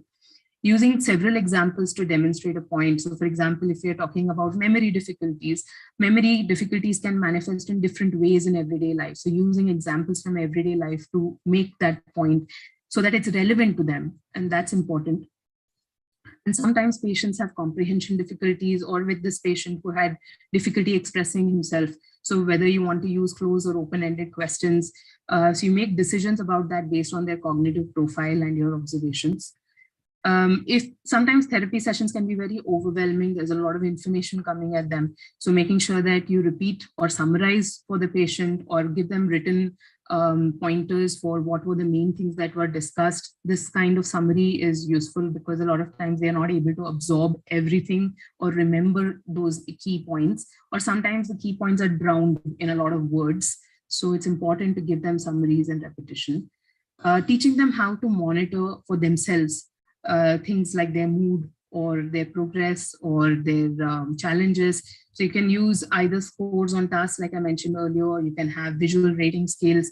But I think giving feedback to the patient is really useful because otherwise it has caused barriers to them making progress, in my experience. Having the client maintain a folder for their homework, for their therapy material is really important. And also in some sense, giving them reminders and prompts that they have to finish the homework. This is the homework for this week. It also gives them training and planning for themselves and monitoring their own work independently. Using experiential techniques to show them how something that they're doing is not working well for them. Sometimes using video recordings so that they can reflect on it themselves is more useful than just discussing it verbally. And then technology these days is very useful. Sometimes I use Google Drive to share activities and have them monitor their progress on Excel if they are that familiar with technology and comfortable. Sometimes recording their performance by using video webcam, those things can really help the patient as well. So coming back to this patient, I'm just going to give you examples of the kind of exercises that we introduced to improve his fluency. We also worked on attention and working memory, and we had exercises for these. But for example, some of the simple restorative kind of work that we do is ask them to generate lists of items on concrete topics, like items that you see in a park or some things that are used in festivals. And you can go on as they make progress to more abstract topics. Exercises like free association, where you'd give them a word and then ask them to give a word related to the word that you said. So for example, if I said cloud and then they'd say sky, and then I'd say a word related to that. Sometimes even remembering this growing chain of words is good activity for attention and work. Asking them to make smaller words from a big word, that also helps with fluency. There are a lot of games like Scrabble, Boggle, Lumosity that also help with exercises such as these to help with fluency.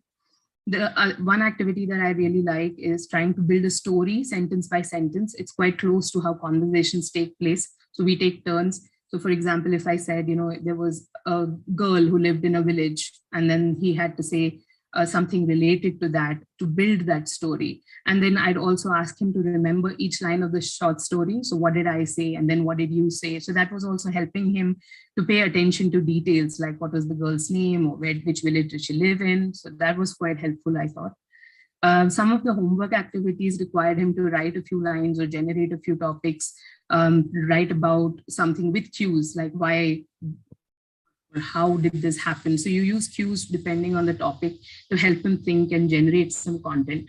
We also used to practice turn taking in conversation. So we'd start talking about a topic. I would say a sentence. I would, for example, what did you do over the weekend? And I would tell him what I did and then ask him something, and he would respond, and then he would be forced to ask me a question. So we would do this turn taking in conversation. That was helpful. We'd also read because he liked to read. So we'd discuss a newspaper article. I'd ask him questions about, what did you think about this? Or what did you like about this article or story? Of course, these are all tasks that are of interest to him. So they are not imposed, and he really engaged in them. And then I really like role playing. So when he was ready in subsequent sessions, we would also enact scenarios where I would be a friend and he was inviting me over for lunch, and then there would be a problem situation that I would create. And, so through repeated practice for these kind of things, he got more and more comfortable. It was quite visible that he was able to be more confident in responding to these situations verbally. And then gradually he started going out with his wife, but started taking a bit more initiative in activities. And by the end of 5 months, when I stopped seeing him, he was able to go out by himself, still occasionally, still not as confidently, but it was better than when he had started. So some supplementary guidance that I gave him was to try and divide his day into 4 parts, where he was using the day to plan some physical activities, some cognitive exercises, at least one social interaction with someone, and then some mood stimulating activities. So this kind of framework is something that I give to most of my patients. So compulsorily they divide it, but they also divided it across the 4 parts of the day. So something that they can do in the morning, something in the afternoon, something in the evening, and something at night. In every week, we would try to engage him in one new activity. First, he would do it under the supervision of his wife and then independently. But for example, the first week, his task was just to accompany his wife to the local store. He didn't really have to do anything, but just kind of go out with her.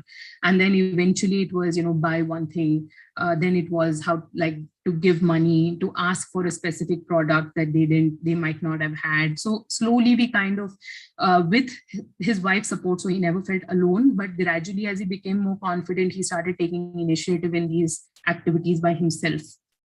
We also encouraged him to develop other interests that were non-verbal, because there was so much focus going on his speech ability and his ability to talk. So, something on weekends, perhaps gardening, trekking, photography, which, so he did try one or two activities that were not verbal, but he said that helped his mood quite a bit. For conversation, some of the techniques we practiced were to kind of prepare for a few topics of conversation if he knew he was going into a particular situation with a particular person that he knew. So he would write down some possible topics for conversation. He, in subsequent sessions, we gave him a small goal, like you have to initiate at least one topic in a conversation. So he could listen, but then his goal was to kind of at least ask one question or initiate one conversation topic. One other thing that I thought was important was he was very uncomfortable with admitting that he was not able to understand, or he needed someone to repeat something. But over time, he realized that it was okay. And he got a little bit more comfortable, at least with his close friends, to be able to ask them to, can you speak a bit slowly, or can you please repeat that?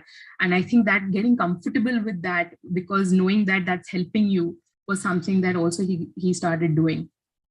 I also encouraged him to maintain a diary of his everyday activities, any challenges that he came across in those activities, and also kind of keep track of his mood.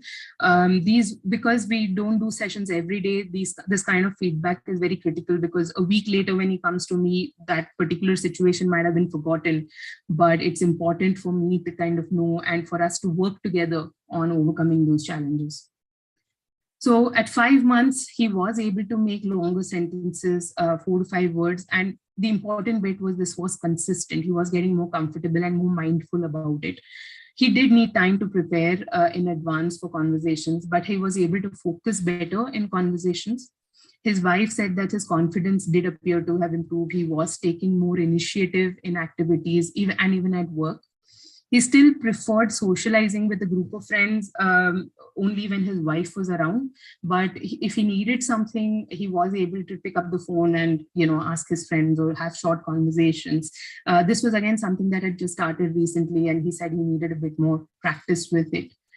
He did prefer one-to-one conversations, and he was currently trying to improve his communication in a group setup. He was very motivated because his work involved him doing these kind of activities. He mentioned to me that these cognitive exercises had become a part of his everyday life.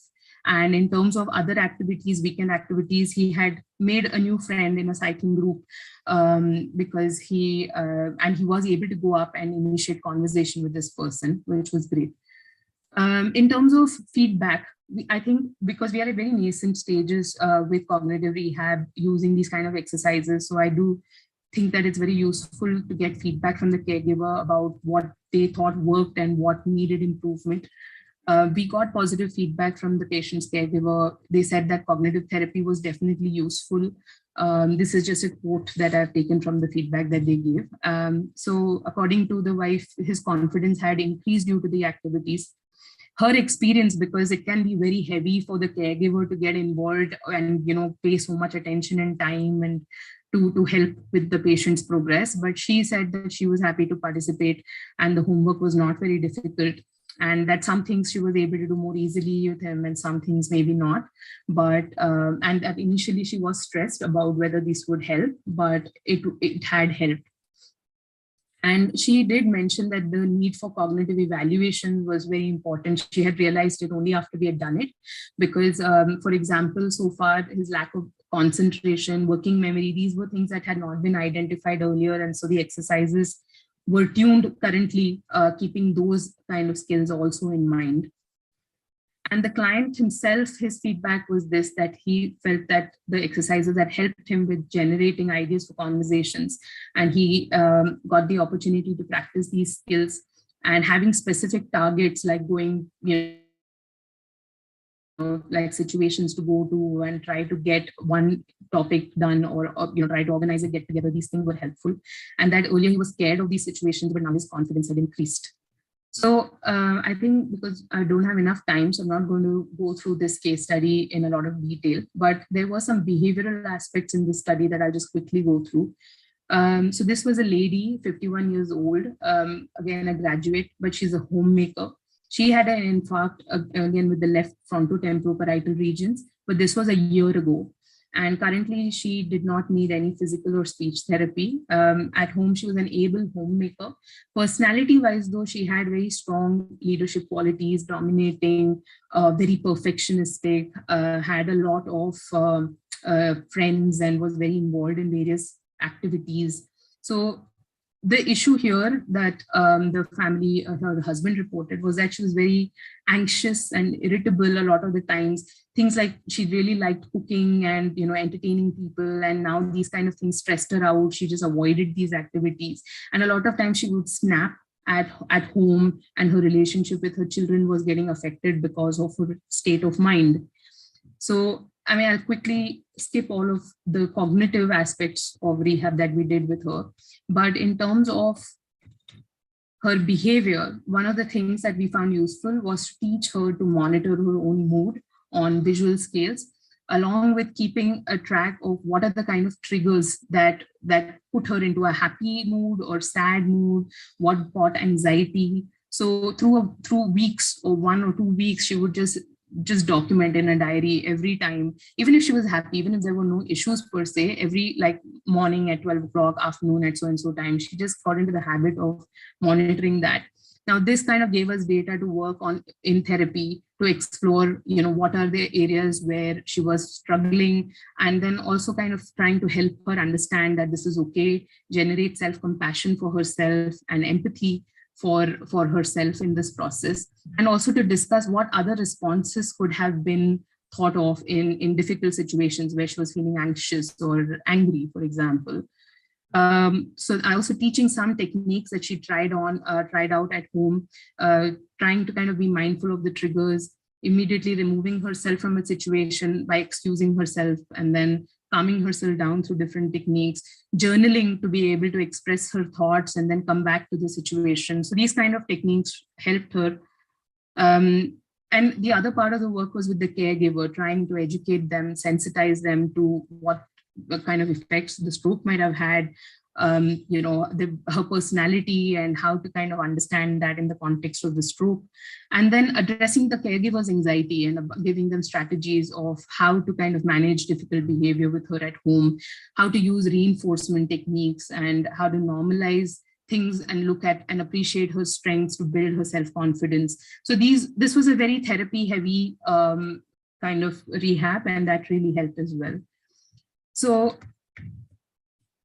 to conclude, I'm going to talk about what is the importance of a neuropsychologist in stroke rehab, because a lot of these techniques, one might say, okay, there's a lot of information out there, so why have a neuropsychologist who's a specialist? What is their role? So the first thing is, I think, having someone who is trained and experienced to do the cognitive evaluations, profile, psychoeducate the family members and the client, to sensitize them to the patient's current difficulties and strengths is really, really indispensable to the recovery and adjustment process. Also helping the family and with the client with managing their expectations. Because a lot of times the question is, will I go back to being how I was?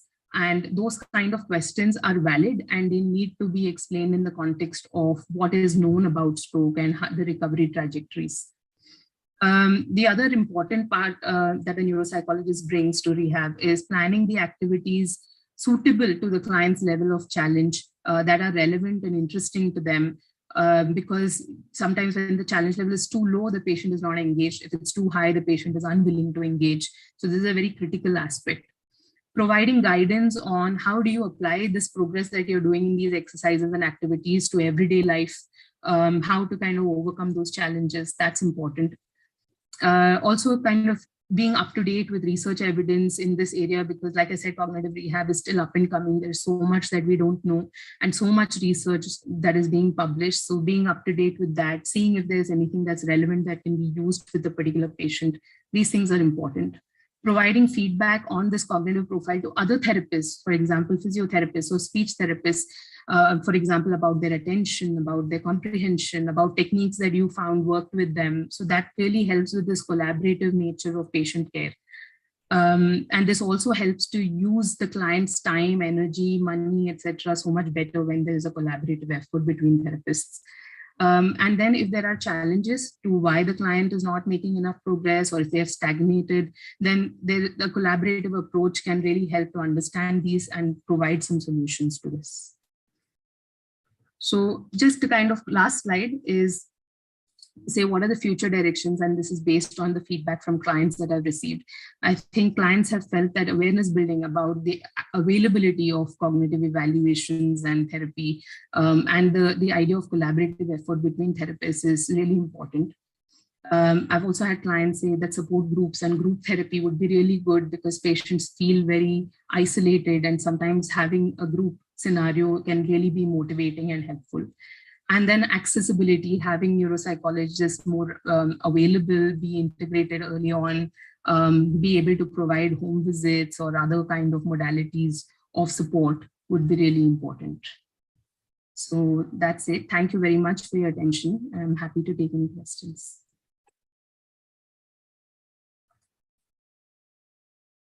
Thank you, Charu, for a very elaborative talk on the type of strokes that all people face in the case studies. Open for discussion.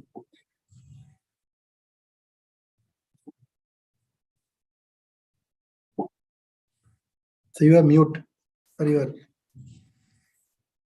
There are a couple of questions. One is, of course, how to treat global aphasia and advice for caregivers. So, like I said, personally, I feel that I leave aphasia kind of work to speech therapists. I feel that they're best placed to help patients and caregivers in that space. When I do have a patient who comes in, and in my cognitive profiling, of course, you do have to pick up aphasia and try to kind of manage that aphasia and in some way try to overcome that as a barrier. But with whatever limited testing, I think helping the caregiver understand how the brain works, what are the networks, how the stroke is affected, what it means in terms of like how much are they able to understand, what other kind of aids can be used for communicating with them. So at that level, I think that there can be contributions to helping the caregiver understand and develop strategies. But then I do usually send them on to a speech therapist because they need rigorous exercises and therapy that I think is best guided by speech therapists. So there's a personal sort of a question from Yang Shin Hang that I was wondering if there's any kind of situation where you would work with a clinical psychologist to manage the client. I mean, this in respect, because the country where they're working, there may not be a clinical psychologist, a neuropsychologist, and whomsoever is available, how you can use their manpower. So that's, I think that you should be able to help it. Let us know what is your thought. Yes, sir. So I think clinical psychologists can really be helpful with addressing the psychological components, especially with things like understanding personality, understanding premorbid functioning, understanding current stressors. So whenever there is a patient with very significant mood difficulties or behavior difficulties and challenges, beyond, I mean, what I do with them, I do feel that a clinical psychologist can help to contribute in terms of, evaluations and also their opinion. In a country or even in like Pune where I work, right, I think it's very difficult to have a lot of people involved in the care. The patient doesn't have the bandwidth to go to many different people. So I do try to kind of do these evaluations to some extent by myself. And only when I feel like it's in a psychiatric kind of space where the depression needs, say, medical care, or then I would send them on to a psychiatrist and then help them guide treatment in that sense. But otherwise, if it is stroke specific characteristics, issues, difficulty with adjustments, managing expectations, those kind of things I would try and do by myself. And Sonal has a question for you. Can you discuss on effect of severe limbic and verbal apraxia of speech, abulia, post-dominant hemispheric stroke for young clinician while testing and interpreting formal neuropsychological testing. A little bit complicated. Yeah. I feel that I think a lot of times there have been patients who've come to me, and if they have not been very proactive in responding, if I feel like there are issues like abulia, I would not necessarily do a full kind of profiling until I feel that they're actively engaged and motivated and willing to participate. So I would kind of use my clinical judgment. Sometimes one thing that I didn't mention was I would do a lot of informal evaluations outside of the cognitive profiling as well, which would take into account these kind of issues. So emotional difficulties, motivational difficulties, just doing maybe things across multiple sessions, and then, you know, normalizing it if possible. So I'll try to get as much as I can from that session and try to give feedback. But sometimes also spontaneous recovery helps with those kind of things. So, you know, they might not be best placed to do that evaluation with me at that point of time, but going forward, you know, we keep trying. Okay. Abhishek. Thank you, Charu. Also highlighting the important need of multidisciplinary team in neuro rehab, that the input of neuropsychology and then other therapists also perform the activity in a more effective way. Thank you very much. Thank you. The next speaker, I think, is Dr. Jwala Narayan. Jwala is going to speak on cognitive rehab in TBI. She's a consultant neuropsychologist in Bangalore. She done her MSc from Glasgow, PhD from Law School, Bangalore, MA from Baroda, and so on. She has won multiple awards. The Burning Man Funded Community Project, the 19 Best Poster Award, WFN, International Fellowship, 11 and 12. Travel fellowship to New Zealand, multiple scholarships, very good trained therapist, works a lot of work in person with TBI and strokes. So, Jwala, please. Thank you. And I'd like to firstly congratulate and thank the organizers. It's been such a fantastic morning and afternoon.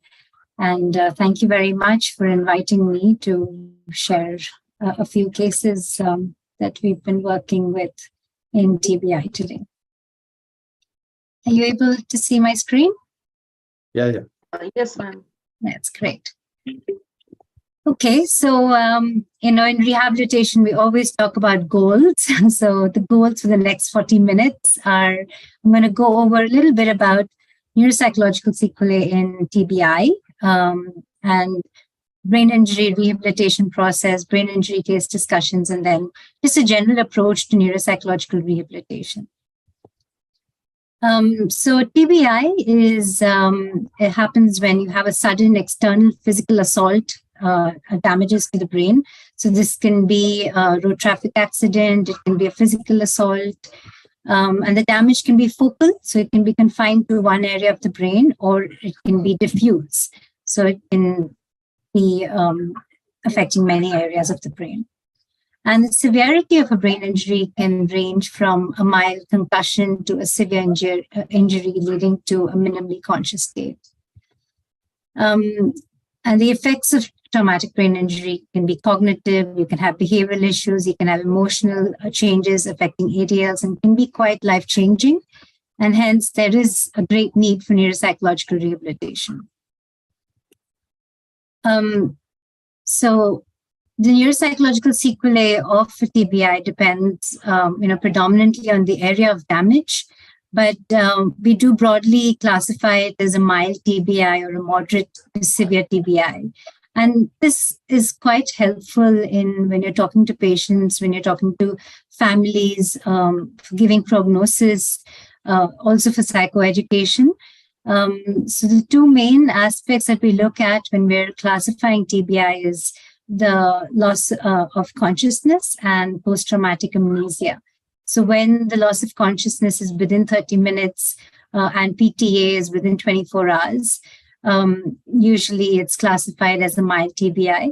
And when the loss of consciousness is greater than 30 minutes and the PTA is greater than 24 hours, it's usually classified as a moderate to severe TBI. This is a very crude way, but it sort of helps give information to the families, and also for us to understand how severe the brain injury could be at early stages.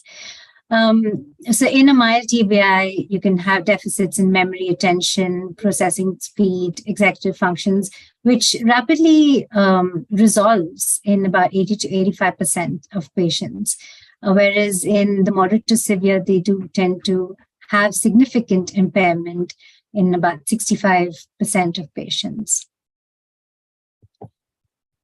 So I think the hallmark of deficits in TBI is executive functioning deficits. So the deficits of the executive system threaten an individual's ability to engage successfully in independent, goal-oriented behavior.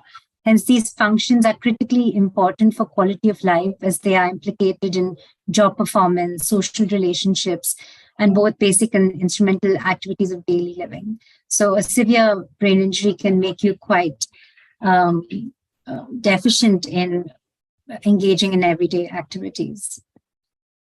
So results from recent studies suggest that executive deficits are more predictive of functional disability than demographic and injury variables. So if we find that someone's executive deficits are impaired, and that predicts a lot more of their abilities to engage back in society than just their demographic or the injury itself.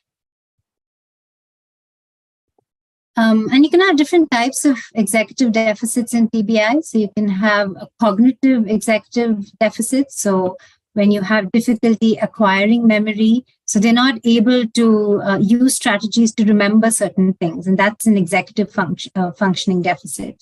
Or the ability to switch between tasks, to multitask. That's a top-down control of attention, or just the inability to plan, to make judgments, to take decisions. Those are the very cognitive aspects of executive function. And then you can have the behavioral aspects of executive function. So you're emotionally, not able to take the right decisions. There's no motivation to engage in activities or engage in everyday life. Extremely impulsive. So when we normally look at brain injury rehabilitation, we always look at the person as a whole and all the different aspects of the injury. So when someone has a brain pathology, you have the cognitive aspects, you have the mood-related deficits that they might have, and the physical deficits that they might have.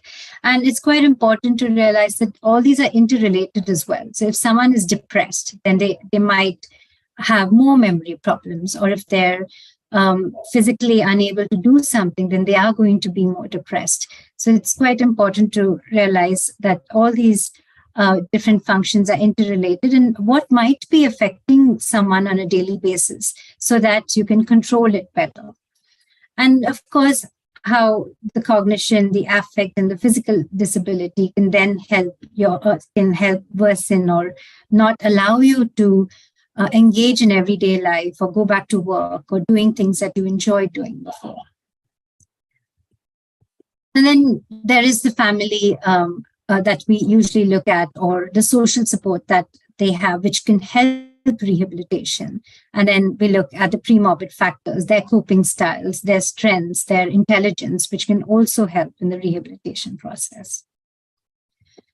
So in terms of the process of rehabilitation, I think one of the most important parts that of the process is acquiring the history and taking good information about the injury itself, and also about who the person was before, what they were, what they liked doing, what they didn't like doing, what other problems they probably had pre-morbidly, because this would help then plan their rehabilitation and also setting goals. And then we do a neuropsychological assessment, looking at the cognitive aspects, the behavioral aspects. And then we listen to the family side of the story of what their problems are, or their issues are, or what their observations are, which is very important. And then we do a bit of brain injury education, tell them what brain injury is about, what to expect. And then we go into goal setting based on the history, based on the neuropsychological assessment. We start setting goals with the family. And then we start to implement the treatment plan, whatever we set out to start working on. And I think a very important aspect of rehabilitation is evaluating and resetting goals. So it's quite important to then, pause after a few sessions and ask them, how are things going? Is this what you still want to work on? Is this going towards making everyone reach the goal, the long-term goal? So we usually set short-term goals and long-term goals. So it's quite important to keep checking and resetting goals if required. So in terms of neuropsychological assessment for rehabilitation, I usually do a cognitive assessment. I usually start with a screen that looks at the basics in terms of attention, memory, visuospatial, language, and executive function. And then, as Dr. Jamna and Shantala, they were saying that sometimes you need to do a more hypothesis-driven assessment. So once we have a screen, and if we find that someone's memory is really impaired and you want to look at what aspects of memory, then we do a more detailed assessment in memory. Or if we find that someone's visuospatial ability is affected, then you'd want to do a little more in visuospatial, looking at, what kind of perceptual difficulties they're having. And then I don't do too much in terms of questionnaires for mood and behavioral assessment, but I definitely always would do at least a HADS, which is a hospital anxiety and depression scale. And I get a lot of the mood component from the history as well. And the DEX is quite helpful sometimes when someone has behavioral issues. It's the one from the BADS test. And the history and goals also play a major role in preparing for the rehabilitation process. So when we talk about neuropsychological rehabilitation, cognitive rehabilitation is a big part of it.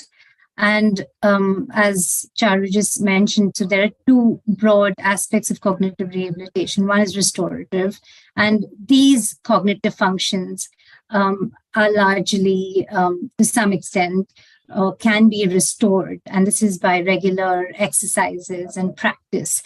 And those are aspects of attention and working memory, visuospatial ability, social cognition, and some executive functioning skills and language, of course. And I think where we can't really retrain a certain cognitive skill, we try to compensate for it. And this might be by using external aids or technology to help be able to fill in for that cognitive gap, if you like. So those aspects of memory. So memory can't really be retrained. So we usually use external aids like diaries or phone reminders. And some aspects of executive functioning can't be retrained, so we use compensatory strategies for that as well. And I think the main idea here is whatever we're doing in rehab we have to be able to generalize it. So they should be able to use it in their everyday life. If they're not, then the whole purpose is beaten. So we're not really making them better to do better on tests, but we want them to be functionally better, and we want them to be able to get back to their most optimal way of living. So I'm going to start with my first case. I'm going to go over 3 cases. So this first case is DB. She's a 26-year-old female, and she was preparing for her entrance exams for a post-graduation course when she got hit by a truck. And she sustained frontoparietal contusions, and she was in a minimally conscious state for about a month. So it's quite a severe head injury. And she improved significantly in the first year. And she came to us after 3 years after her road traffic accident. So when she presented to us, she had a lot of memory problems. She had working memory deficits, problem-solving difficulties, multitasking, a lot of mental slowness. And she had no physical disability except slowness. And her mood, she was very frustrated, very angry, felt useless, and was quite depressed. And she couldn't go back to her studies. She couldn't get a job of her choice and was at home all the time. And this caused a lot of frustration for her. So some of her pre-morbid skills were she was a great student, very, very hardworking and very motivated. And this is something that, we could see even in therapy. She was just always hardworking, always wanted to do more. And that motivation was still there. And she had a very good family support, and her parents were very supportive. So in terms of her long-term goal, she wanted to be completely financially, cognitively independent and to be able to look after her parents. And these were all her short-term goals. So she wanted to be independent for her ADL. She wanted to improve her communication because she had word finding difficulty and impulsivity. She wanted to reduce her frustration and irritability. She wanted to work on some memory strategies, and she wanted to learn and develop new skills because she was not going to be able to go back to her course. And she wanted to improve her speed, and she had difficulties with fatigue. So as Charu also explained, one of the most important parts of our rehabilitation process is psychoeducation. I think if you get this part done well, it's a big chunk of the rehabilitation that is taken care of. So we went over, where she had her brain injury, what was causing her all these different problems, and what to expect going forward. So what was restorative, what was compensatory, so that we could then put strategies in place. And how long this might take and how much time she would need, what she needed to expect.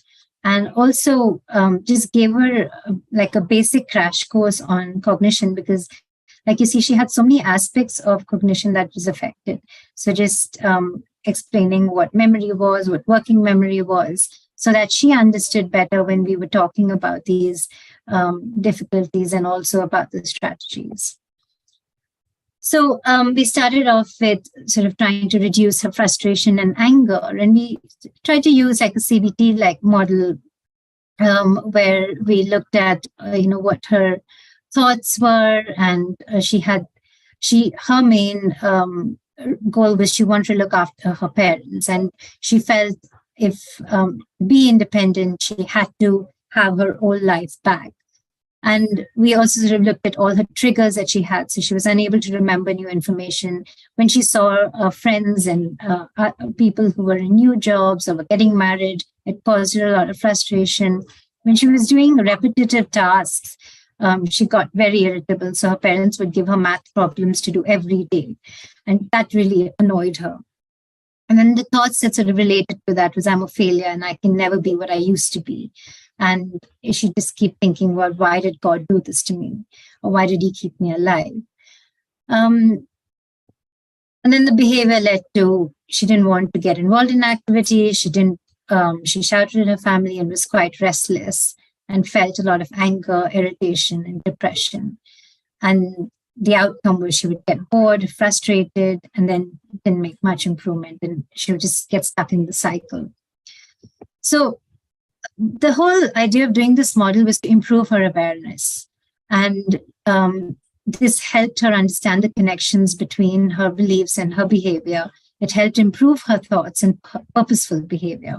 And it also helped break her larger goals down.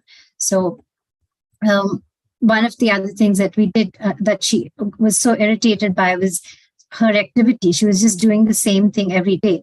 So anyone who works with me knows that I love doing timetables, and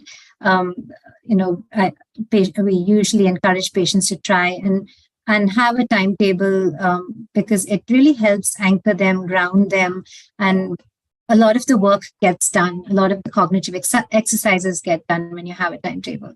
So this was DB's timetable when she came to me. Even before I suggested to her, her parents had already had her schedule. But you can see it's just the same thing that she was doing every day, and day in and out. She was getting quite frustrated with it. So one of the first things we did was just to, move her timetable up a little bit and shake things up, give her different things to do, get in a few more activities like the stitching and listening to music and skipping, so that she enjoyed doing different things through the week and it was not just the same thing every day. And at the same time, we got different activities done. So we also started, one of the things that we started doing with her is for her to keep a diary.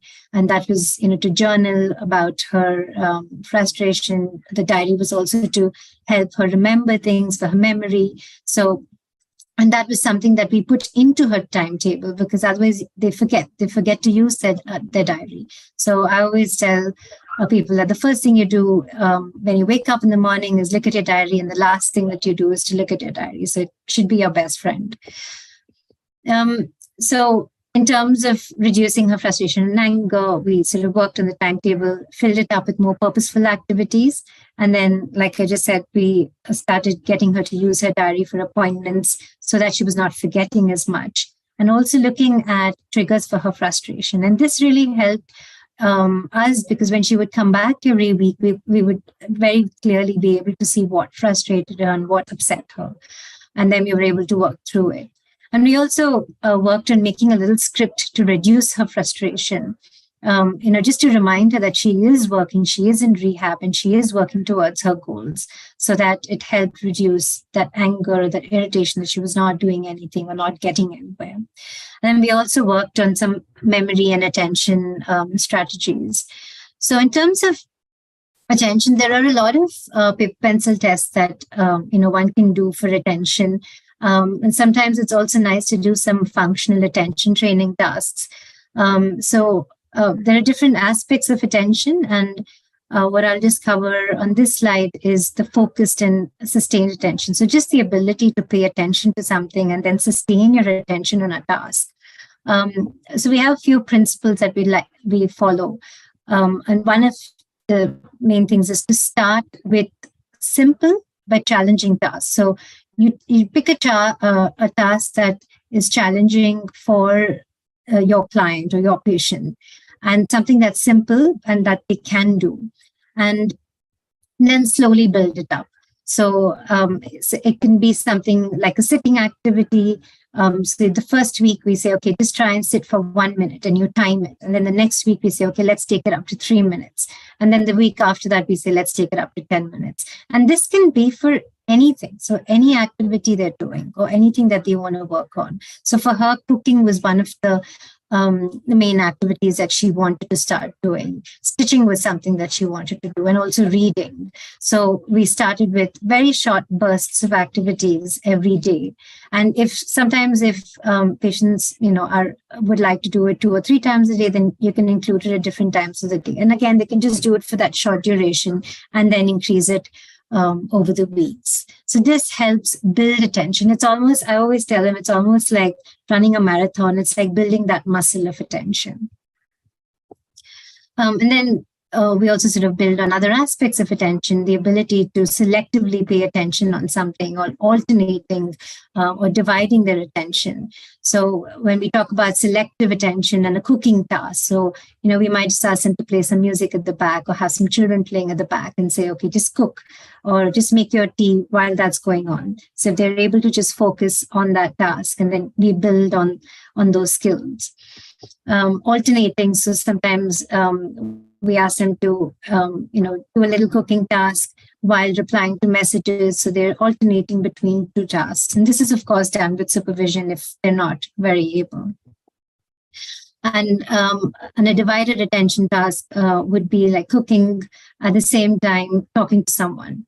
So we're trying to see if they're able to do it. And something like this for someone with a brain injury is extremely difficult. So working on this and building this can be really quite helpful for them.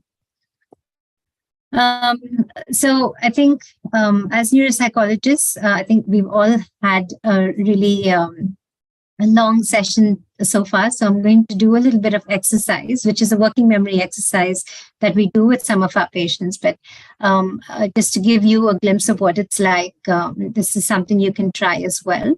So I'm going to show you a few slides with the colored circles, and you just need to tell yourself the color of the circle you see in the previous slide. So I will say the answer so you can check for yourself. But this is like the first level of a working memory and back exercise that you can do. And again, this can be done with anything. You can do this with playing cards. You can do this with alphabets. You can do it with anything that the patient that interests the patient. So from the next slide onwards, you need to say the name of the color that comes before. So the answer would be black, red, black, black, red, red, red, black. So if you did that, that was well done. That's good working memory. So now you can move this on to the next level, and the next level will make it a little more difficult. So what here the client is expected to do is to go back 2 slides. So you on the third slide, you will need to say black. Okay, so we'll skip this as well. So it's black, red, black, black, red, red, red. Okay. So working memory tasks, some of the simple ones are you can do simple mental math, word problems, giving a list of words and asking to categorize them orally. For example, milk, spoon, sugar. So the milk and the sugar and the coffee would be one, spoon, fork, knife would be the other category. You can jumble up some girls and boys' names and then ask them to say how many girls and boys orally. So they have to keep track, and these are little working memory tasks that you could do. The more complex ones are like the end back that we did, and I'll give you even more third level working memory tasks that you can, or second level actually, working memory tasks that you can do. So the third level, you could give these same tasks and then ask the patient or the client to say names of fruits or letters or names of girl names. So this is a more complex one. So now you have to say the color and the number of the previous one. Okay, so that'll be B5, R6, that's black 8, black 3, red 2, red 1, red 9, and black 4. So these are just different levels of complexity that you can take the working memory task to if you're trying to train someone with working memory deficits. So the second goal was to improve speed and fatigue. And the strategies, so we sort of put in some strategies of pacing and doing tasks as short duration bursts. So when someone gets tired easily, when you can break tasks down and give them shorter durations to complete their task, and they're able to finish it. And again, it's like building that muscle, it's building that level for them so that that stamina, so they don't get fatigued so easily. Also, you can gradually increase the time that they spend on tasks. So that would also help build that stamina. And what we also feel is when they do particular tasks again and again. So for example, in DB, she wanted to cook. We realized that when she was starting to make tea every day, she started to do it a lot faster. So just repetition of tasks can also help improve speed on tasks. And what we also find is that general physical exercise helps with speed and fatigue in the long run. So for memory strategies, we sort of sometimes do a memory group that she was part of, and where we go over principles of memory, and also looking at ways of learning better and retrieving better. So errorless learning is, how we always say that we learn well from our mistakes. But for a person with brain injury, they learn the mistake. So we usually tell them to try and while they're learning some new information, not make mistakes. And another technique that they find is quite helpful to retain memory is spaced retrieval. So when you learn an information, it's the recall part of it that we do more frequently that helps us remember the information better. So if I learn something now, then I should go and jog my memory about an hour later and try to recall it later, and then maybe do it after 3 hours, and then maybe do it at the end of the day, and then the next day. So this is something that we try and teach patients so that they can do this if they have memory problems and they have important information to learn. And so we also identified with DB, her main difficulty was in storage and retrieval. So we really stressed on the spaced retrieval for her, and also gave her strategies to improve her encoding in terms of using strategies like visualization and chunking. So, when sort of trying to remember something, to make pictures of it in her mind. So, for example, if you want to remember my name, it's Jwala. Jwala means fire. So you could have an image of me with fire going out of my head. So that sort of helps encode the information better. And chunking is like making categories of things that you might want to remember. Like you had the spoon, fork, knife, and you had sugar, coffee, milk. So trying to chunk information so that you can encode and recall information better. And so for her retrieval, we also started using memory aids, diaries, reminders, and also the family helped cue her. So for example, if she had to put out the milk bag in the night, then the family would remind her, saying, if she forgot, would say, was there something that you had to do before you went to sleep? And then she would say, oh yeah, I had to put my milk bag out. So these are different memory strategies that we usually help patients. And with DB, she also had root finding difficulty. So we taught her to, in new spaces, to start writing instructions and using strategies to label landmarks, and almost like making a little map for herself when she was in a new place. So when she would come to the hospital, we would take her around the hospital and ask her to find different places, and she would make a little map and try to find her way around and learn that map well with the instructions that she's been writing. So the goal for her was to develop skills and increase independent ADL. So she was unable to start formal class as she was not in her permanent residence when she was with us. So we started teaching her to use her phone more effectively. She was cooking, making tea, simple dishes. She started taking her own medication with supervision.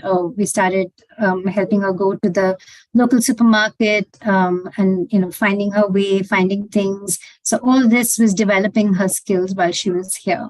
And there were some other skills like solving math problems, knitting, drawing, singing. She was a beautiful singer. So she really wanted to start singing again. And that's something she was working on. And of course, reading. So this is our next patient, SA, and he's a 17-year-old male. He was a final year in his engineering degree, and he had a motorbike accident, and he sustained a left temporoparietal lacerations and contusions, and also had a left subdural hemorrhage. He was in hospital for a month and had a post-traumatic amnesia for a week. So his main complaints when he presented was he had difficulty in communication. So he was diagnosed with Wernicke's aphasia, and he was just not complying with speech therapy. He just wouldn't want to go to therapy. He was very agitated and very irritable. So when he presented to us, the only word he could say was house. So he would say house, house, house, house, house. So I'd ask him, how are you? And he would say house, house, house. And I would say, what did you do today? And he would say house, house, house. So that's the only vocabulary he had when he came to us. So his language impairment was primarily the main cognitive impairment he had, but he was very frustrated, angry, felt useless, and was depressed. He had a shoulder dislocation, which impacted his ability to ride his bike. He couldn't drive his car.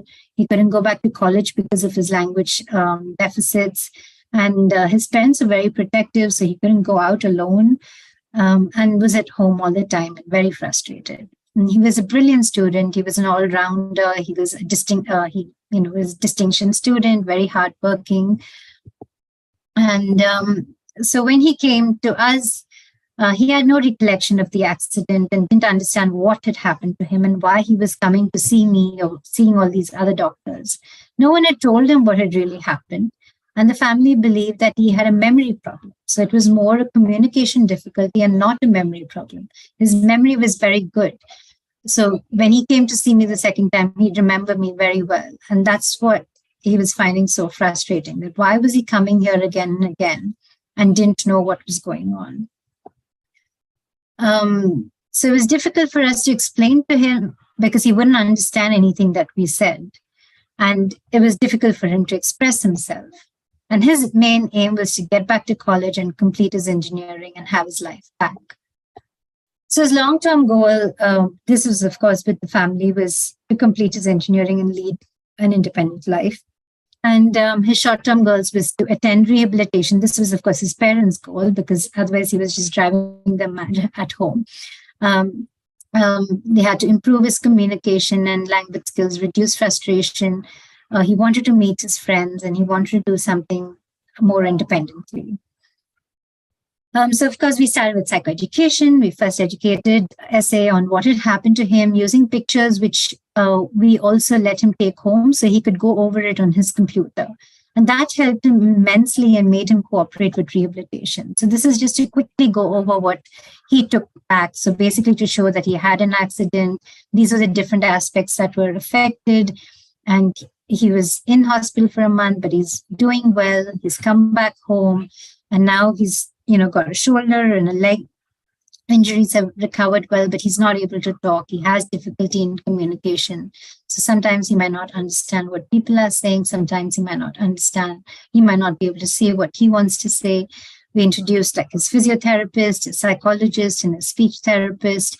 And then basically said that in July, you'd be okay and you'd be able to go back to college. So we did everything pictorially so that he understood. And then it helped a lot. It really sort of helped him engage in rehab. We also drew up a timetable to ensure some independent activities and ensure speech and language therapy homework and other cognitive tasks, including reading, emailing. So one of the ways that we were helping him use the little language that was slowly coming back and also coming back with speech therapy was to start emailing people, talking to people over the phone, texting. And also taught him, the family and the speech and language therapist, about errorless learning and space retrieval techniques. So they could use this with him when he was learning new information. And the speech and language therapy, what he was doing with the therapist was learning words, pictures, word naming, word search, reading and writing. His speech improved significantly over 2 weeks, enough for like basic language for us to work on other aspects. So he started then sending emails to me every night and messages to his friends. Then he started to also read simple picture storybooks to improve vocabulary and also a bit of his engineering material learning. So we also did a CBT model like the previous case to sort of help reduce the irritability, also liaised with the family to, help him go out. So the first meeting out was he went and had pizza with his brother and friends. And then the next meeting, his brother dropped him and picked him up, but he was with his friends. So he had so there's like a bit of negotiation that was happening between his family and and him wanting to go out independently. So the fourth goal was really returning to college because that's what he really wanted to do. So he started individual tuitions in order to prepare to get back to college. And he liaised. I also spoke to his tutor, his personal tutor, to really explain to him about what his problem was and how it was not memory, and how he could also use visuals to explain material to him so that we could prepare him for his exams. And then he started going to college 2 days a week for half a day just to be with his friends because he still couldn't follow much that was happening. So once he returned to college, his therapy sessions reduced, his frustration and irritability almost was negligible. And then after a year, he finished his degree. He didn't get a distinction, but still passed. And then he got a job at Amazon. So that was great. Okay, so I'm just going to go over my final case for today. And this is RB. And she is a 19-year-old medical student. And she was a gold medalist. And she unfortunately had a TBI in 2015. She underwent a left craniectomy and evacuation of the clot and had significant cognitive impairment. And she gradually improved with rehabilitation in various centers across the country. So the family was just so motivated. They took her to all the big centers across. And she was really helped in each center in different ways and improved so much that she was actually able to return to medical school in 2016 and completed her medical degree in 2020. So she presented to us in March 2022 with complaints of disinhibition, poor memory, very low insight about her behavioral issues, poor social cognition, and social skills. So again, coming back to this model, so I usually sit down and do this model with the family and the patients because it is all comes to life and they understand it quite well. So that's why all my patients have these models. So her main impairment was memory, executive function, and awareness. She had very low awareness of her problems. And she was quite disinhibited and quite depressed. Again, she was a brilliant student pre-morbidly, and she had very good family support. And she was, feeling very lonely, didn't have many friends. She was unable to connect with people and unable to find a job, even though she'd finished her medicine now. So her long-term goal was to live independently and start a career. And these are some of her short-term goals. And we're still working with her right now. So these are some of the goals that we're still working on. And so she wants to explore career options, improve her social skills, reduce her disinhibition, and we're working on some memory strategies. So in terms of exploring her career options, we were looking at what she could do. So some of the things that came up was maybe she could work as a junior doctor. She could work as, in hospital management, maybe in administration, if not be a medical doctor, or just develop other skills. So what, luckily for her, her father sort of went and spoke to a couple of the government hospitals, and she got a job as a junior doctor. So right now, she's working as a junior doctor, and she's supported heavily with some memory strategies. And the way she's able to work right now is because she's just doing the same thing every day. And and she's got a lot of supervision as well. So the senior doctors know about her head injury. So they're just giving her the space to see how she's able to work. And it's great. She's been working so well so far. She sees about 60 patients a day. But if she had to work independently, if this is something that she could do. So this is something that we're just exploring at the moment. And the next step would then be to see if after a year, if she has really learned and picked up skills to be able to work as a doctor independently. So the other aspects that we're working on is improving her social skills. So one of the things that we start with is just getting feedback. So getting feedback from her family and friends. So in the past, when her family or friends would tell her that, you're not doing this well, or you're rude here, or this is inappropriate, she would just fight back. But now that she was in therapy, and this was an exercise that was given to her, so she would go back, and she felt it was a very safe space. So she would go back to the family and get information from them. So they would say that, you speak inappropriately, or you say words that are not right, or you are very loud in certain situations. So those were the kind of feedbacks that she would get, and then we would start working on how to reduce it or how to work around it. And then she also felt that she just never knew what to talk about when she met new people. So we would brainstorm about conversation topics and also have some practice sessions. She started to read the newspaper every day so that she had things to talk about.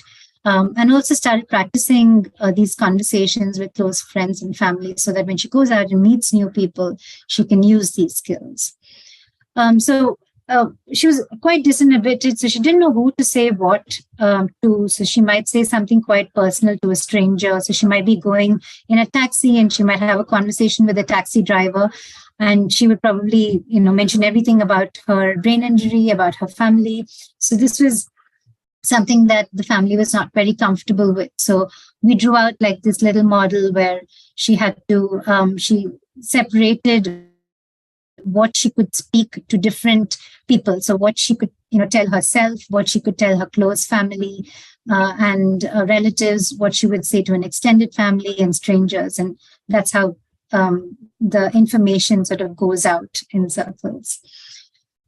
And also she was quite disinhibited sometimes, and she would have these reminders that we would send to her, or she would set on her phone with a word that just said stop, that kept coming to her every hour. And this was because sometimes she would just speak some out of tone, or she would say something that she shouldn't be saying. So she just needed a reminder. So when she was aware, she knew it was wrong. So it was not that she didn't know it was wrong. She just couldn't stop herself. So these reminders that came up every hour helped her stop this behavior. And this, the family also said, really helped manage the behavior better, and her disinhibition had reduced considerably. So just to sort of touch upon, the general aspects of neuropsychological rehabilitation, it works best, rehab works best when it's tailored to the individual's needs, rather than doing a general exercise-based approach. And rehabilitation is possible even many years after brain injury. So I think we see this quite often with traumatic brain injury. They do tend to come much later sometimes because their physical abilities have, they usually focus so much on the physical abilities initially, and then once they get better, they come later. And there is a lot of rehab that can be done even later. And I think as therapists, we need to be very creative and as well as encourage creativity in clients with regards to skills, jobs, coping in situations, finding different things that they might like, and encouraging more meaningful activity rather than exercise-based activities and less specific to a function. Example, you're trying to build a skill on writing or visual spatial ability, then we would train on those aspects.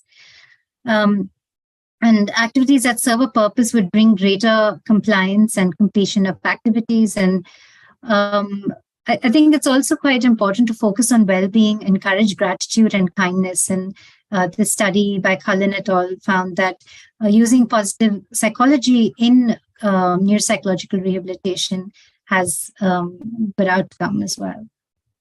So thank you for your attention. And if you have any questions, I'd be happy to answer them. Thank you, Jwala, for a very elaborative discussion on the brain injury and the case studies. It's open for discussion now. There's no question at the moment, but I think it was a wonderful lecture with the case base. There's somebody has raised the hand, Shama Naz, but she hasn't put any question. So if Shama, you can put up a question, it will be fine. So I have a question, Jwala, for you. Now, there is a patient with post-head injury. They're violent, aggressive, abusive. How do we start with them? Yeah, so that's actually none of these patients were as aggressive as sometimes they can be. So when patients are very aggressive, we do tend to liaise with the psychiatrists to try and see if there's some medications that can help to bring their behavioral disturbance down. And once, if that is possible, and once they are at a stage where they're relatively more manageable, then we do start with some basic attention building exercises, some relaxation, and again, just very goal focused, asking them on what they want to work on. So also trying to understand what is leading to the aggression or what is leading to the frustration. So once we understand that better, then we're able to work with those patients a little better. Usually there are reasons for it. What you said is perfectly all right, but we encounter the patient. We cannot give too many medication because the moment we give antipsychotic drug, patient is sleeping. Yeah. Patient is otherwise is all right at home, is not aggressive, abusive. The moment he comes to the department for therapy, the moment he is exposed to the surrounding, he become aggressive. Now, this is something which we have been seeing very often. I mean, Abhishek might have been seeing, I have seen so many times. That's the reason in 2004, I started family-based rehabilitation to get them a stage where they are calm at home and then bring them to the department. They have come to the department, but we won't treat them. We just evaluate and put the line treatment. I think these are challenging, and I hope that you would be able to, particularly with the TBI, not with the stroke that much, you'll be able to get some more protocols on that. Yes, yeah. I think, like I said, sometimes like a couple of the patients we've had to do when they've been very restless, like I've had to walk with patients because they won't sit in a place. So we sort of walking and talking to them. Or once I remember the patient just wouldn't want to enter the building. So we would be outside in the garden trying to talk to them, trying to work with them. So I think if we're able to establish that rapport initially, that helps, and then slowly build on from there. So another question from Sonal. She's asking, enlist few outcome measure scales in TBI recovery and any take home for cognitive reserve in bilingual cases. Yeah, I can't really think of much in terms of cognitive reserve in bilingual cases. I don't think I've looked at that data, but I'm sure there is, because now there's so much that's coming up in bilingual reserve in different aspects of brain injury. I usually use the Glasgow Coma Outcome Scale, and I think the extended version is quite helpful in getting some good outcome data. And then, of course, your own when we sort of look at goal setting, also the GAS is quite the goal attainment scale. That's quite helpful in seeing how much we've achieved in terms of rehab. Yes. Thank you so very much, and we will take your expertise in future also. Abhishek. So thank you, Jwala. The next talk is by Dr. Mohammad Afsar. Afsar is a clinical psychologist, assistant professor of developmental psychology in, I think, Christ University and School of Humanities, Christ, Delhi, NCR. Many publications, many abstracts, many book chapters. Area of interest: neuropsych rehabilitation, TBI, family interventions, and EEG feedback training. Also achieved a couple of awards from INR as well as Golden Memorial Award. Mohammad Afsar, thank you for joining us today, and the floor is yours. Topic is dementia rehabilitation.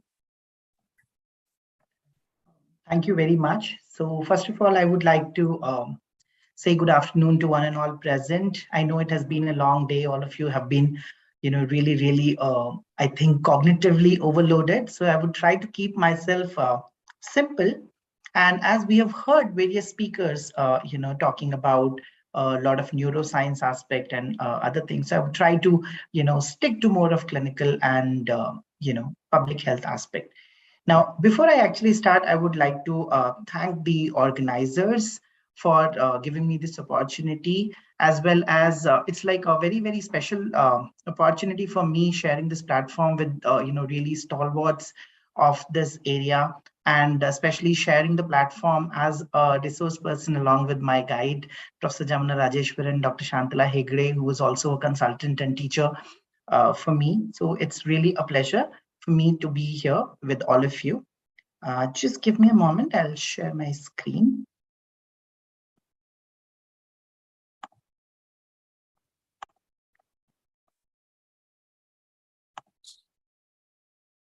Yeah. Is my screen visible in the? Yes, sir. Okay, fine. Thank you very much.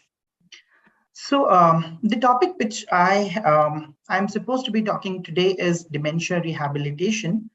And we've been hearing quite about rehabilitation in the afternoon session. So what I'm going to start with is I'm going to start with the global perspective on illness, health, and wellness quickly. So if you look at what's happening in the world today, is that we look at United Nations, and it has talked about the Sustainable Development Goal. 17 Sustainable Development Goals have been identified. And the Sustainable Development Goal, out of this, the third goal, which is SDG 3, is about ensuring healthy lives and promoting the well-being at all stages of individual. There are 13 different indicators to track the progression on the SDG 3, that, whether a country is moving towards it, how much we are achieving it. So there are 13 indicators for that. And out of which there is this one target, which is 3.8, that is to achieve universal health coverage. Now, what do we mean by this universal health coverage? WHO has defined it as saying that everyone must get the access to the health services based on their needs without being exposed to financial hardship for the same. So whatever I need, I should be able to get it without facing any sort of financial crunch for the same. Now,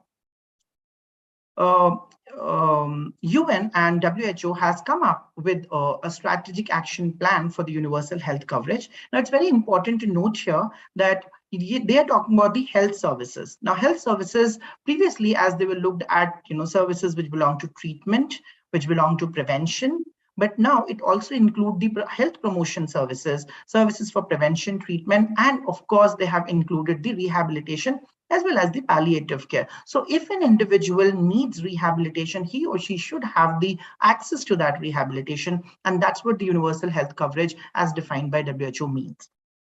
Now, when we look at the people, those who are ill across the globe, roughly around 1/3 of people, all people with any sort of health condition, which include dementia, require rehabilitation.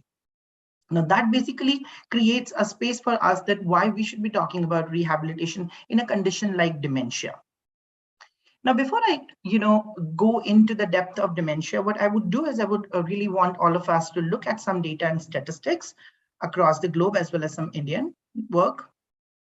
So when we look at the global data from the WHO, very recent data, it basically says that nearly 55 million of people are living with dementia. And every year we have 10 million more people coming, being diagnosed with dementia. And the future estimate says that by 2030, we will have this number going up till 78 million. And by 2050, we would have 139 million people living with dementia. So that basically gives us an idea that what is the gravity of the situation. And because we are advancing in the modern medicine, the mortality is going down. With every passing day, with every new research, we are moving towards a better, a longer life expectancy. So we would have more number of people living with dementia and therefore a higher requirement for rehabilitation. Nearly 75 to 90% people might go undiagnosed. That has been put forward in the World Alzheimer's Report in 2022.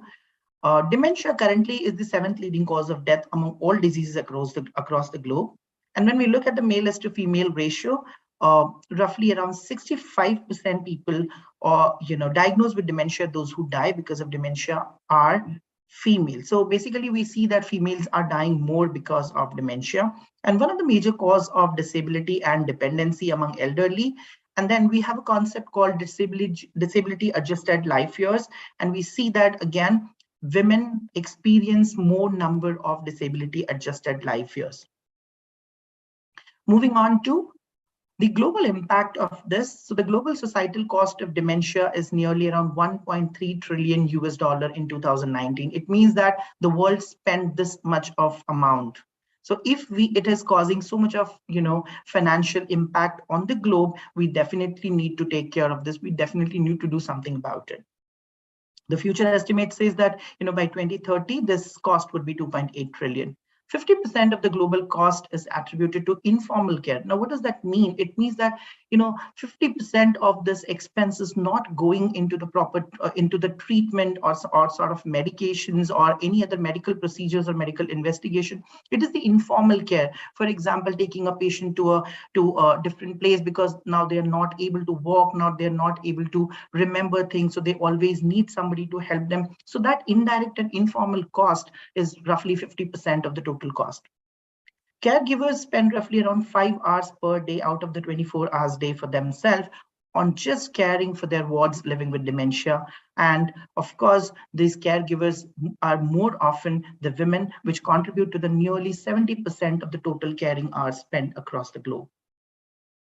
Now, with this, we understand that, it is a very grave situation. And with this grave situation, we definitely need to do something about dementia. We clinical psychologists, neuropsychologists, we have to take this up and take the rehabilitation forward. Now, before that, we'll just briefly look at what dementia is. I'm not going into the details of how to diagnose it or what are the symptoms. So I'll just give a very bird's eye view of dementia, and then I'll move directly towards the rehabilitation and what psychologists can contribute. So when we look at dementia, the syndrome, and if we decode the term basically means D. So it's basically made up of two, terms, which is D and mentia. So D refers to a decline and mentia refers to mentation. So any decline in the mental ability, in the intellectual cognitive ability can be considered as dementia. However, if we look at it, in the modern days, in the modern classifications such as ICD-11 and DSM-5, the term dementia is basically reserved for a clinical entity or a clinical diagnostic category where the cardinal feature is that any of the two domains are impacted in an individual. The presenting complaints are from any of the following two cognitive domains. That means that either the attention, concentration, speed of information processing is impaired, or similarly, other domains such as memory, executive function, language, perceptual motor function, or social cognition might be impaired. DSM-5 has decided to remove this term and exchange it with neurocognitive disorder, whereas ICD-11 has still retained this term for basically referring to the conditions of the neurodegenerative nature. Now, saying that it is neurodegenerative, the onset is generally insidious, and more often than not, we see that the course is gradually progressive. Okay, so reversibility of decline is not something which we are looking at, because we're talking about the neurodegeneration. We're talking about, elderly people where the brains are shrinking, where there is an atrophy of the brain. So are we really looking at the reversibility of decline? Probably no. We are looking at probably delaying the progression. We are probably looking at stabilizing the individual to the extent possible. Okay, and therefore the prognosis relatively remains grim and poor, as we do not have very clear disease modifying agent to the best of my knowledge. However, there is continuous work going on. Briefly about subtypes. So dementia, is a very clinical diagnosis, but when we start looking at the pathophysiology associated with it or the etiological factors associated with it, we can subtype dementia into many types. The most common form of dementia is Alzheimer's dementia, which makes roughly around 60 to 70% of the total dementia cases. Dementia with Lewy body disease makes, again, roughly 10 to 20% cases. Vascular dementia, again, roughly 10%. Frontotemporal dementia, 5%. And remaining a few could be the mixed form, where there is not one single pathology which could be identified. Rather, there are multiple pathologies. Now, one thing which we need to remember, especially neuropsychologists need to remember here, is that the differential profiles are a function of stage of dementia. Meaning that if you see a client very early in their course of illness, you might be able to differentiate a client with Alzheimer's disease and a client with the frontotemporal dementia, for example, because they might have a very unique and circumscribed kind of cognitive deficit. But as the disease keeps on progressing, and if you end up seeing these two individuals in their very late stage, the cognitive profile might not be that helpful in terms of differentiate, in order to differentiate between from one from the another. Now, who is at higher risk for dementia? So, of course, as we all know, and we associate the term dementia more with the degenerative disorders, neurodegenerative disorders. So, senior and the elderly people are at higher risk. But of course, we have cases of young onset dementia where the dementia symptoms might be present before the 65 years of age. And that, roughly makes around 9% of the total dementia cases.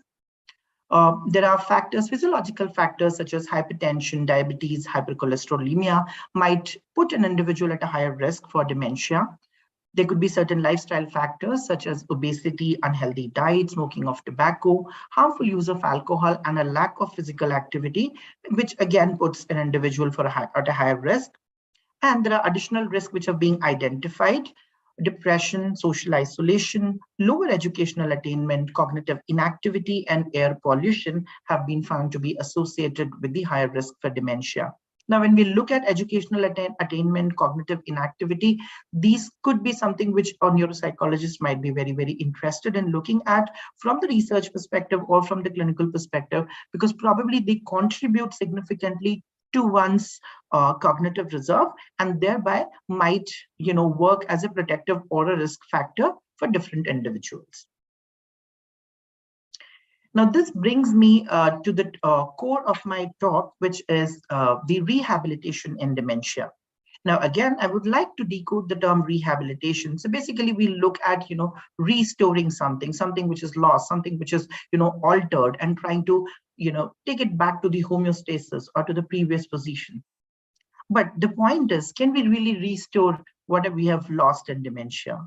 Our elderly, our senior population, those who are diagnosed with dementia, they have lost their cognitive abilities. So can we really restore? The current understanding from the scientific research suggests that probably that restoration will not be possible because we're dealing with the neurodegeneration. So what we are looking at, as I already pointed out, in the rehabilitation of dementia, we are looking at a comfortable life for the individual, enhancement of quality of life, and delaying the progression of the disease. Now, the definition says that rehabilitation is a set of interventions which are designed to optimize functioning and reduce disability in individual with health-related condition and interaction with their environment. So basically, the idea is to optimize the functioning and to reduce the disability to the extent possible, and that's what the ultimate goal of rehabilitation is. And now WHO has been really advocating about the person-centeredness into rehabilitation. Now, what do we mean by this person-centeredness? That when we prescribe rehabilitation, when we are engaging, when we want a client to engage in some sort of rehabilitation, we should be, very much respectful towards the person's desire and the person's right to have the functional independence. Okay. Now, why I'm talking about this person-centeredness can get clear from the next few slides. So here, I would want all of you to, look at this, where, I'm referring to the first WHO conference on the global action against dementia, which was conducted in 2015. And, a person who had a lived experience of dementia gave a very poignant speech over there. And she said that when I was diagnosed with dementia at the age of 49, I was told to get my end of life affairs in order, to give up work, to get acquainted with aged care, and to go home for the time I had left. I termed this prescribed disengagement, but chose to ignore it with support from the disability sector, engaged in authentic brain injury rehabilitation and other non-pharmacological and positive psychosocial interventions for dementia, including advocacy. Now, she's very rightly pointed out this term of prescribed disengagement. Now, if we see that most of the time, more often than not, our medical fraternity as well as the mental health fraternity, the moment we hear about dementia, we start prescribing in our said or unsaid way the disengagement. A lot of us, some of us, those who are, pretty much towards it or for it, we might be, already moving towards, breaking this pattern. But more often than not, people tend to look at it, okay, now this is the time the individual should start disengaging. So it's almost like, that you're almost reaching the end of your term. So kindly start packing your stuff.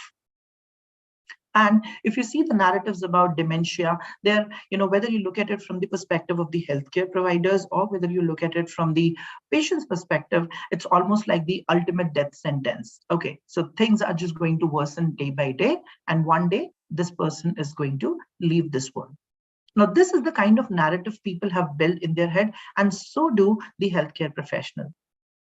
And if we have this kind of attitude, definitely this is going to affect what kind of action we are going to take for it. So if I, as a professional, take up this attitude of prescribing disengagement and, building a narrative about dementia in my head, which says that, it's an ultimate death sentence, probably my efforts at rehabilitation are going to be really, really low.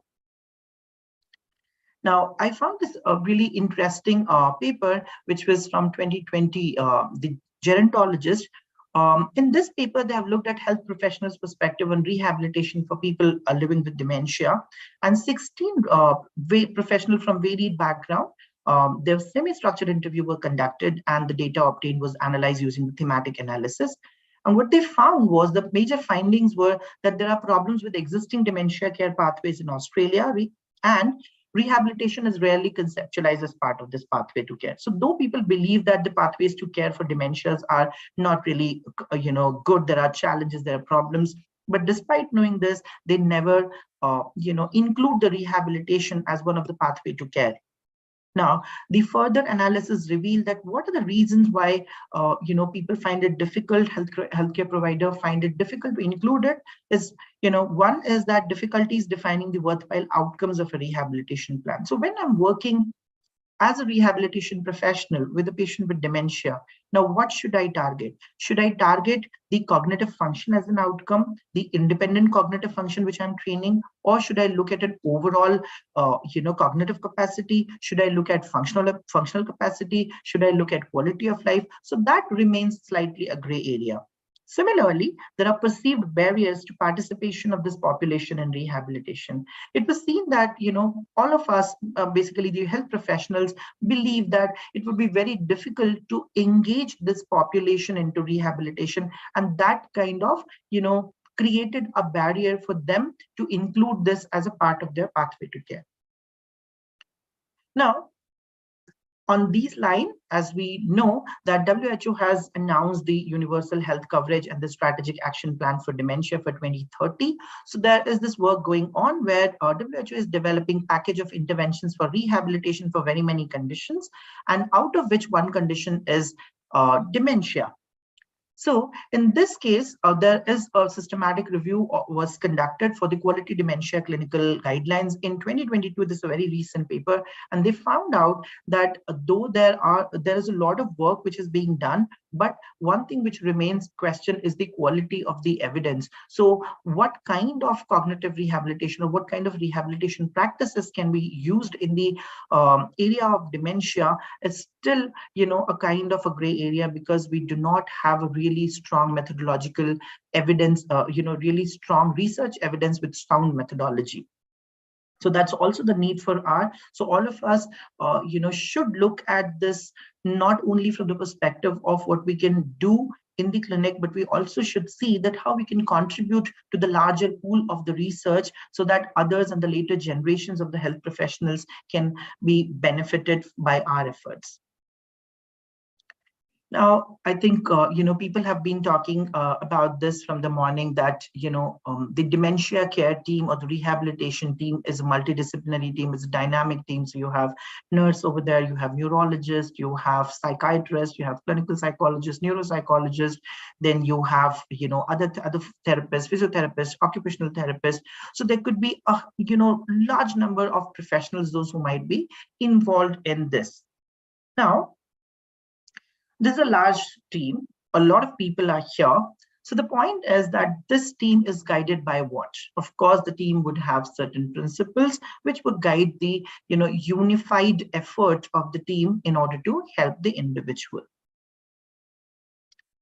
So what I would like to, discuss here is that, these are a few things which I picked up from the various sources. So one is a, very famous writer. And then she says that I've learned that people will forget what you said, people will forget what you did, but people will never forget how you made them feel. So I think that's something which can be at the heart of the philosophy of rehabilitation of dementia, that we know that our clients might not be able to remember a lot of things, our clients might not be able to benefit directly from our efforts, but one thing which has an impact on their quality of life, on their, on their overall comfort is how we make them feel, how do we talk to them, and how do we treat them. And I think the other is a small excerpt from a poem where the person says that I have dementia, my eyes do see, my ears do hear, I'm still me. So let's be clear, my memory may fade, my walk may slow, I am me inside, don't let me go. So, we need to keep the person in the dementia picture intact. And what happened more often than not, that when we start dealing with these cases, we have our unsaid behaviors, where when the client with the dementia walks in, and if we see that after the initial conversation, the client doesn't seem to be able to recall or doesn't seem to be able to understand the questions which are being asked, very unsaid, and it's very unconscious for us that we might shift whole of our focus to the caregiver. The whole interview goes with them. We might be observing the client, but we might not be very inviting for the client. So what we need to keep as a guiding principle is to keep in our mind that they are as human as all of us, and they deserve respect and they deserve same amount of care. Now, there are clinical practice guidelines by one of the committee in Sydney, and they talk about the 10 principles of dignity in care. I don't think that they require any sort of detailing, because they are very much self-explanatory, and they include there should not be any form of abuse. Support people with same respect you would want for yourself or a member of your family. Treat each person as an individual by offering a personalized service. So personalization of services, you need to listen to them, you need to support them, and you need to work out your best in order to provide them maximum possible level of independence. Just because this is a person with dementia and what they are sharing with you doesn't need a confidentiality. No, it is a ethically misconduct that if you breach the privacy of this individual, the confidentiality of this individual, whether he can file a case, whether he has the ability to file a case or not, whether he has that cognitive capacity or not, but we still need to keep in mind that confidentiality principle, his right for privacy, need to be maintained. And similarly, there are other few principles that we need to engage the family members and carers as care partner. We need to assist people to maintain confidence and positive self-esteem, and act to alleviate people's loneliness and isolation. As we know that happiness studies are done in which are also known as Crimson studies, have basically told that isolation could be a stronger killer than the smoking. So we don't want people to be alone. We don't want people to be, isolated. So our efforts should be guided guided by all these principles. Now coming to, so when we are talking about, the interventions, correct? Intervention, and I will be focusing primarily on what psychologists and neuropsychologists can do in this area. So the point is, when do we start? Okay, so when you look at the World Alzheimer's Report 2022, it talks about very many different issues which might start from the time of the diagnosis and the post-discharge care, the reaction to diagnosis, post-discharge care, rehabilitation, long-term management of the patients. So it gives a very good understanding into various different issues. And anybody who's interested, I would really recommend that you should be able to get your hand on this report, which is available free of cost on internet. It does provide you a very clear guidelines and very clear understanding that what could be done and what cannot be done, what should be done and what should not be done. So the point here is that rehabilitation process must start early. How early? As soon as the diagnosis is confirmed, or even if it's in the provisional stages. So more often what happens is that either our psychiatry colleagues or neurology colleagues are the first one to get a referral for such clients, and they arrive at a diagnosis. And as per the DSM, the diagnosis pretty much remains provisional, or it definitely requires an objective documentation of the cognitive dysfunction. So they will be referred to the neuropsychologist mostly for that. So as soon as the diagnosis is confirmed and the client is referred to you, whether for psychoeducation or whether for psychological assessment, the work starts. Okay, work starts for the rehabilitation. Now at the diagnosis stage, so what happens? So what happens is that it includes neurology consultants. It includes, sometimes it might be coming from psychiatrists, or it might include the neuropsychologist. So one of the major challenge in the area of dementia is the communication of the diagnosis. Okay, so if you look at TBI, if you look at stroke, something has already happened. Family has already seen it, what has happened, and how the person has survived that really unfortunate incident of stroke or TBI. But the situation is slightly different here. Okay, so what are the challenge? we are unable to communicate the diagnosis well. And why so? Because we have really busy OPDs, we understand we are really understaffed healthcare system. So, we end up taking a drop a bombshell approach. Okay, so we do not really, consider what kind of reactions are going to come, and we immediately say that, this is what has happened, things are going to be worsened day by day, and therefore, you can just, make your own arrangement, think about it, and there is no cure, because that's something which can break the heart of so many caregivers or the patients per se. So we do end up taking this drop a bombshell approach, sometimes consciously, sometimes unconsciously, because we're so busy, we do not have time. It's a filial culture. So we look at this client who's coming to us as a son of someone, as related to someone, their son or daughter, or coming from someone. So basically more of an associative culture. Okay. So more often than not, we do not engage the patients in our communication about the diagnosis. And we might also be finding it difficult, so the diagnosis might be just mentioned in a passing comment that he is suffering from dementia, which is a progressive illness, things will become worse. Okay, and we don't want to engage much in that communication. So the point is that why do we find it so difficult to communicate the diagnosis of dementia? So there are quite a few possibilities which are there. So one is that, a lot of us have this, very unconscious fear of causing distress and instilling, anxiety about death into someone. So because I am the one who's going to talk to you and tell you and break this bad news to you. So I don't want to be this bad cop, because it makes me also feel very bad. We might have fear of, being asked question, because if I say that things are not going to work out, that there's no definitive cure available, people might start asking question, why there's no cure, and I might not be really ready with the information. So then there is shortage of time, which is, more often than not is the cause, because busy neurology OPDs, psychiatry OPDs, they do not have too much of time that they can sit down with one particular client and then, go on talking about this.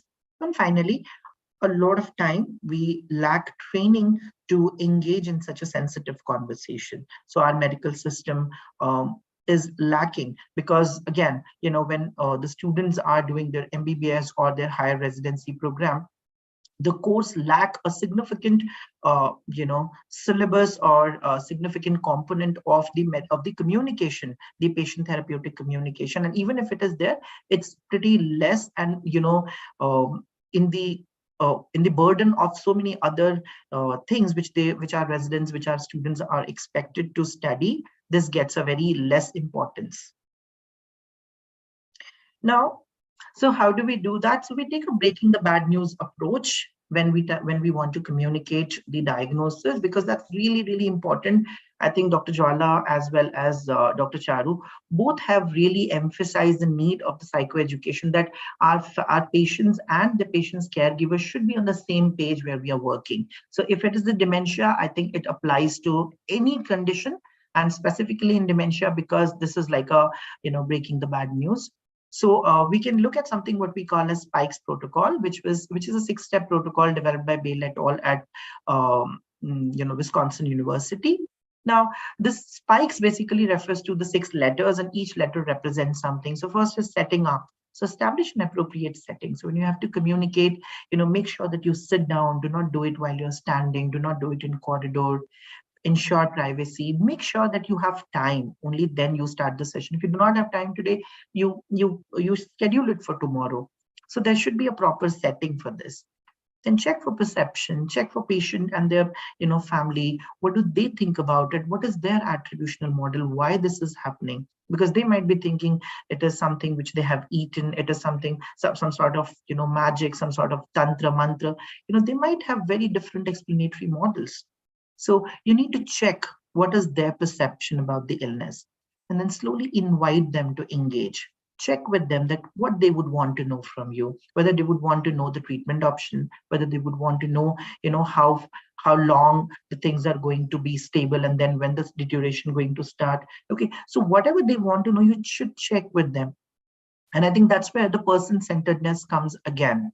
Okay, finally, coming to knowledge, look for, what is the level of knowledge they have about the illness, and you also be ready with the facts. So if you are going to do a psychoeducation to a family where a client has been diagnosed with frontotemporal dementia, you should be really well prepared with what frontotemporal dementia is, what is the outcome like, what is the prognosis like, what is the total time duration, when the patient is going to start showing significant deterioration. So you get your medical facts correct, okay? Emotions with empathy, explore the emotion raised during the interview and respond with empathy, because that's something, as I said, what you tell them probably may not have so much of impact on the family or the patient, but how you tell them is going to have a significant impact. Okay, so try to understand that they are they are probably hearing one of the worst news they can think of. Okay, so try to get their emotion, try to be in their shoes. Okay, empathize with them and respond to their emotions. And if you feel things are going a little haywire, you might want to give it a break. That's perfectly fine, but do not rush. Okay, and finally, establish a strategy for support. So just do not tell that things are just going to be like this, there's no cure. So you need to tell them that what can be done, what are the different strategies they can, take, the family or the patient themselves can take in order to make their stay and life as comfortable as possible. Okay, so be ready with the future plan of intervention, future plan of rehabilitation. So this is the time when you are starting, when you are breaking the bad news, you give all the information about the diagnosis, and towards the end, you are making inroads into the long-term rehabilitation.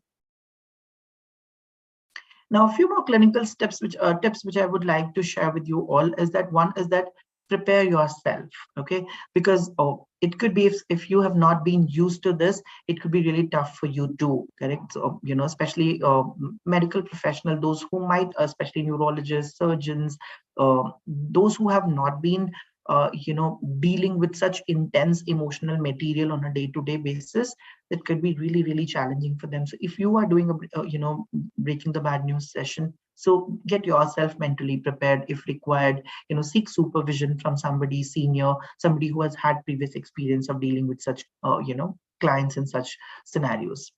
Provide ample amount of time. As I said, no need to rush.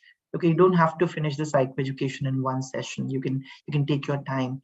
If the patient starts really crying, breaks down, you don't have to go that, okay, I have thought of one session, I need to complete it today. No, we don't have to work in that manner. It is the patient who decides the pace of the session.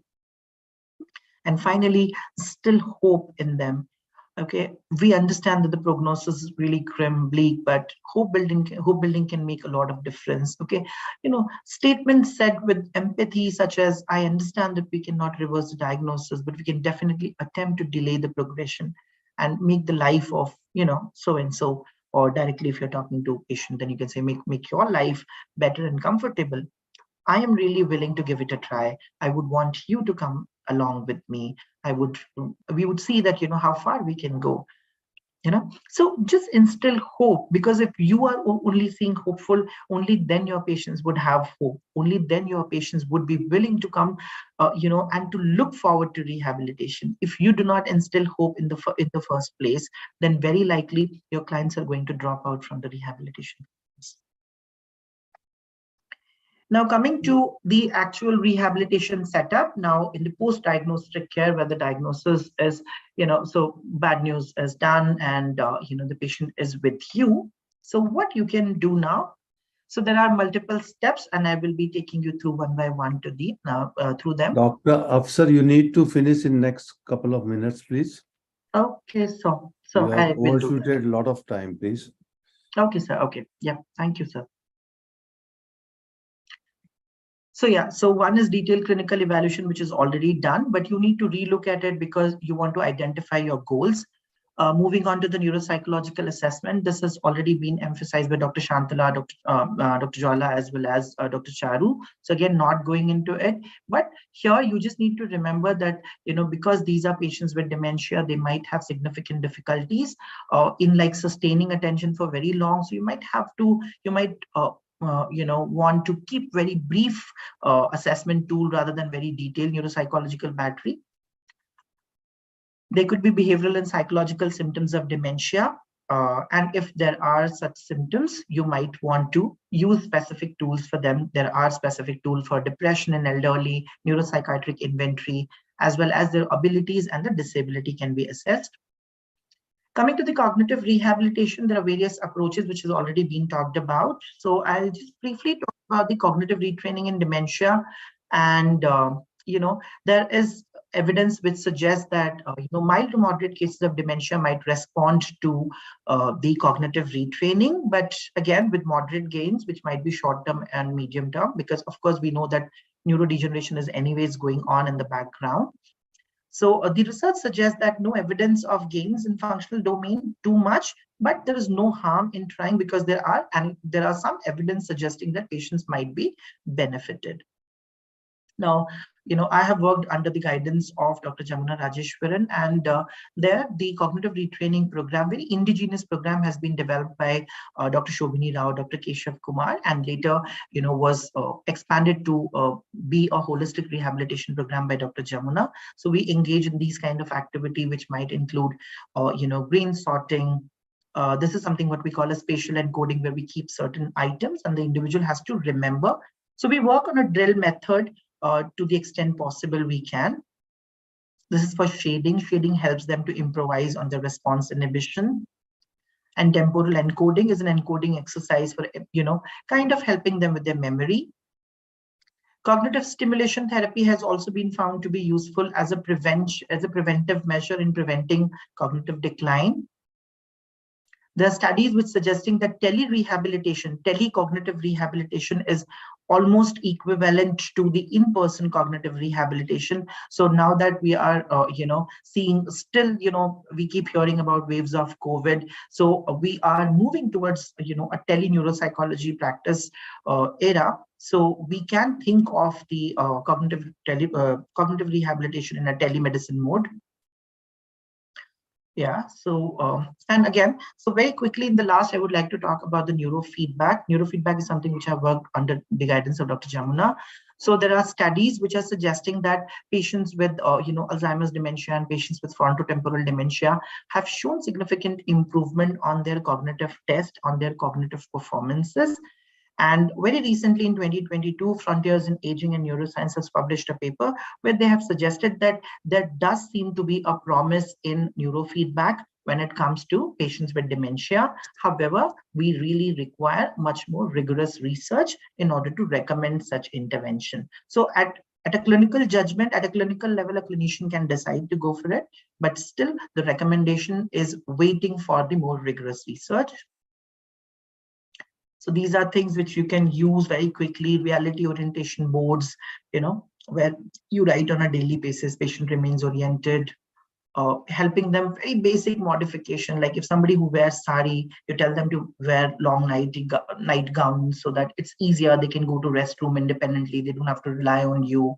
If they keep forgetting things, they can, put a chain in their glasses. Follow routine for them because they find it difficult to follow, changing routine. Continue to interact with them, even if the understanding is limited. I'm not going into the interventions with caregivers. So this is the last slide, which I would like to talk to you all. And this basically, holds the conclusion of what I wanted to communicate, that dementia is a global healthcare concern and thus needs our attention. Patient with dementia needs care as much as any other patient. Rehabilitation in dementia starts right at the time of diagnosis and continues till the time the patient is with us. The research evidence is of lower quality and thus needs more rigorous research evidence in all sorts of cognitive rehabilitation. We should use clinical judgment and skill to deliver our best, and minute gestures of humane care can have a profound positive impact on the quality of life of individual with dementia. And I would end with this, and I think I'll be really happy in case if there are any questions or any concerns which I can clarify. Thank you very much for patiently listening. Thank you, Afsar. And now we got half an hour for the panel discussion, and the panelists are Dr. Jamuna and Urvashi Shah is here. Dr. Ashima is not there, and Dr. Puranik is not there. So any case, we got two experts and Dr. Stephanie Clark is there. So can I have all three of you being visible to the team? And all right. So, we heard from morning 9 o'clock till this 4:30 p.m. all about the overview on neuropsychology, understanding the behavior, cognitive evaluation, and then rehabilitation in various aspects, stroke and as well as TBI. And now we heard about dementia rehabilitation. Dr. Urvashi, since you haven't talked anything, no presentation, can you give us in 10 minutes the summary of today's? I know you were not there in some of the lecture, but can you give us a summary in short that how? See, basically this program and course has been for the Mongolian Society of Neurorehabilitation. Dr. Mandasir is very much here and their team has been listening. They do not have many trained cognitive and neuropsychologists in. I have been there, so I know that there are not many trained. So how do you think that these people in Mongolia should take it forward? Because cognitive rehabilitation is required. They got wonderful institute. There are a lot of physiotherapy. They have MSc psychology. They are at the college. I remember that.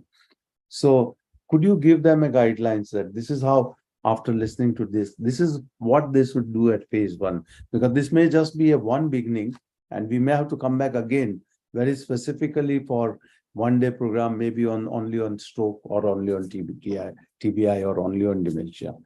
So Urvashi. Unmute Dr.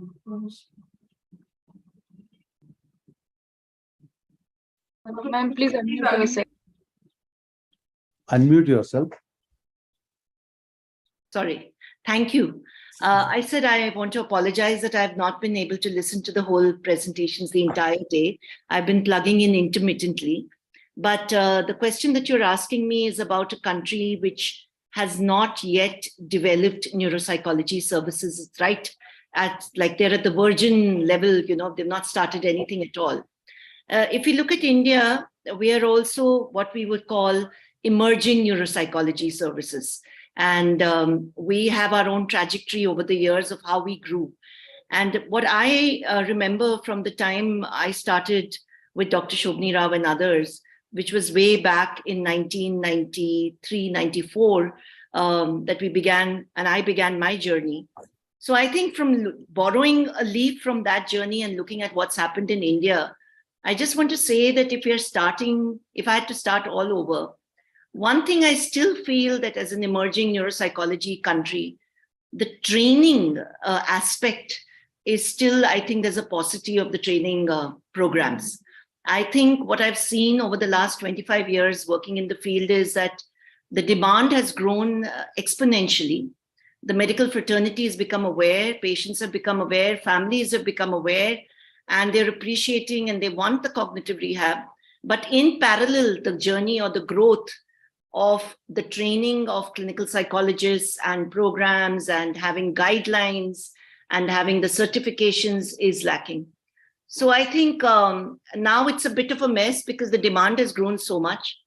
So we are just organically going out there and learning and training and doing the work. So I think the systematization of education is important. But as you said, that this doesn't happen overnight. So a country which now wants the services, but the education systems are not yet in place. So I do believe, and I may be held up for this, I'm putting it out in public, my opinion.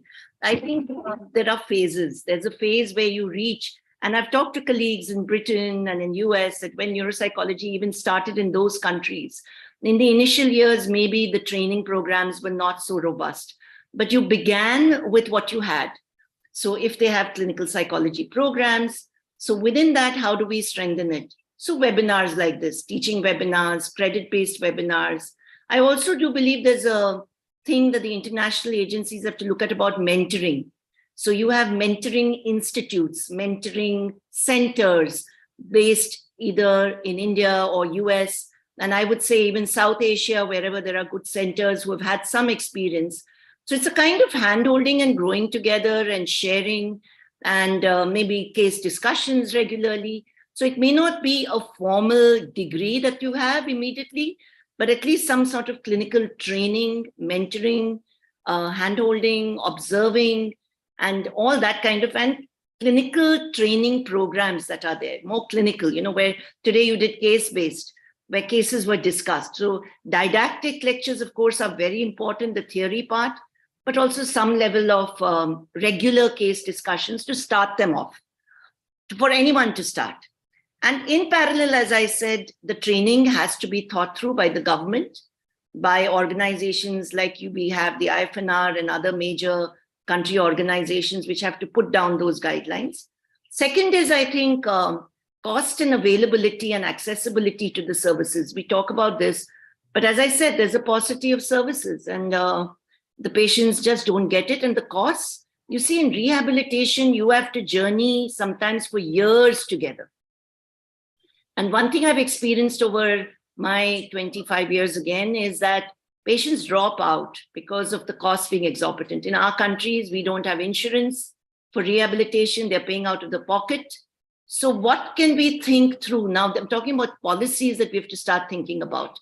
That how does rehabilitation come under some sort of insurance, some sort of something? It's long journeys and they drop out. And therefore, we turn more to our families to do much more. So I think besides the training of professionals, training of families for countries like ours, where there are emerging services, as a stopgap initially for years, maybe the next decade or so, even getting the families on board and having good training programs for them so that they fill the gap to some extent is extremely important. I think also it's a very important message to bring out the evidence-based guidelines that are available, because I find here we are still dabbling in a very non-scientific manner. Sometimes when we talk about cognitive rehab, the literature is out there. There are now good guidelines, evidence-based suggestions. So how do we bring that to our students and to our young people that, there is evidence now. You do what is bringing the results. And I also think when we talk of cognitive rehabilitation, the overemphasis or the focus by the medical fraternity on cognitive exercises, just this drill part of it is not so meaningful when you think about the clients and patients. I think doing the goals part, which is completely neglected very often in our scenarios, and particularly in South Asia, I found that the families tend to dominate. There is no autonomy to the patient to decide or the client to decide what they really want or don't want. There is that cultural thing in the family. How do we empower and get autonomy for our clients also to voice what they want out of the therapy and have them and hear their voices? So I think that goal setting, which is quite neglected, is extremely important. So I've just been rambling, but these are some thoughts that come to my mind. No, I think it's a long way to go. I just got some messages from my friend Mandak from Mongolia, who is assistant of Mandashir, that this is the first neuropsychology case ever, the course they ever had undergone. So, Professor Stephanie, you have been the president of WFNR. You are now also very actively involved in the business of WFNR, and you could, guide what between IFNR, AOSNR, and WFNR we can do to get the training courses, the certified training courses for the people, at least for, say, we can develop a course over a period of maybe 1 week, 2 weeks, 3 weeks under the WFNR. We can support that so that not only, say, Mongolia, maybe many other countries which can be benefited, particularly I'm talking about developing countries. I'm not talking where the number of trained neuropsychologists are not there. Unmute yourself, madam. This is a very important question indeed.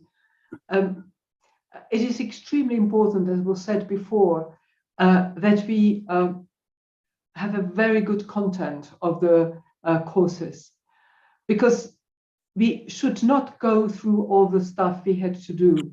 I started over 40 years ago, and then we were doing huge batteries of neuropsychological examinations just to tell the neurosurgeon on which side to open. It was before there was brain imaging.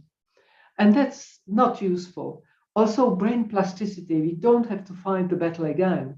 Until 2000 about, people said rehabilitation of cognitive functions doesn't work, is not worth it. It's not true. But as it was done by my colleagues here, we need to design a very careful curriculum, which is adapted to the language, to the culture, to different pathologies, and to teach the younger colleagues how to answer questions. Because as several of you said, we need to have a question for each patient, and we choose the test for that. We do not need to do 4 hours battery for every one of them. We need to answer the questions. Now, what would be important is to prepare the younger generation, if I may say so, to prepare them for the forthcoming research results, because they will impact on how we practice neurorehabilitation, where we go, how we choose the tests, how we do the clinical studies, and so on. And we would need to integrate all that in these lectures. And you said 3 weeks would be great. Online is great, but at some stage we would need to do some practical training with case discussions in a more interactive way.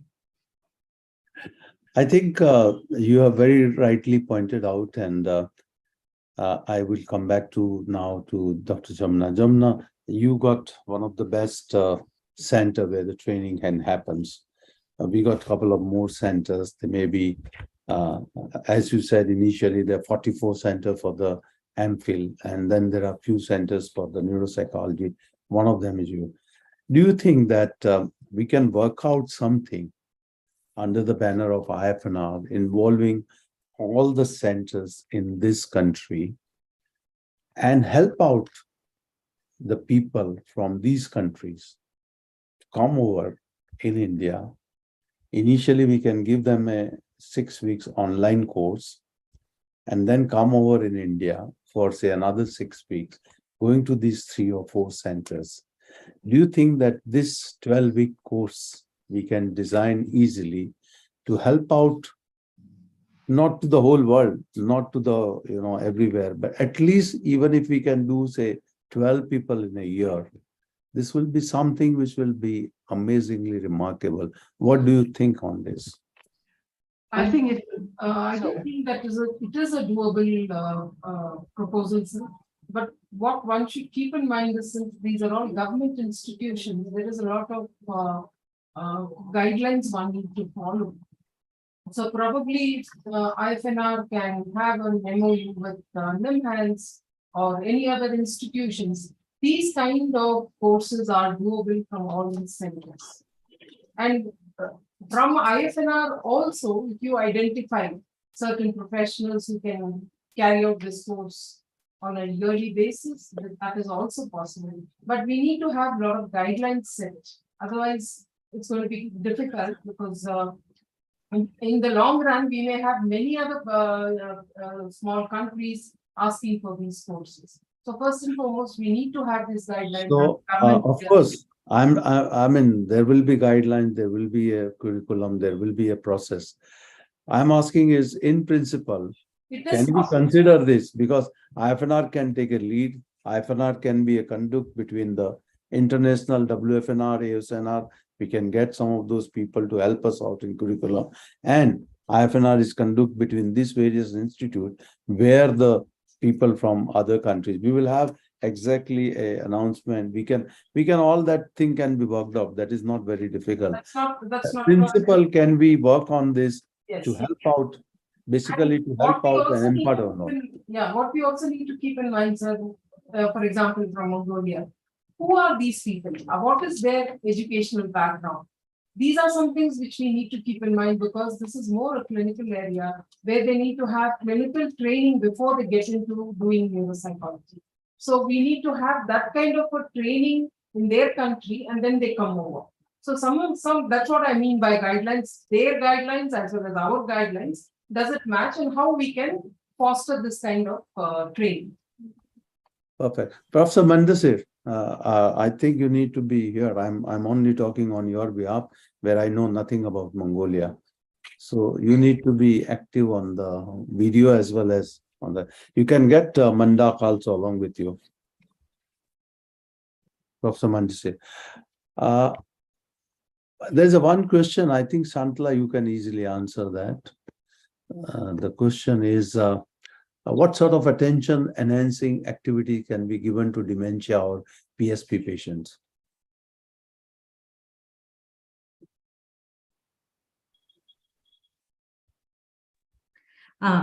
So attention enhancement techniques, Afsar did mention, there are different approaches actually. So it depends on what approach one takes in rehabilitation.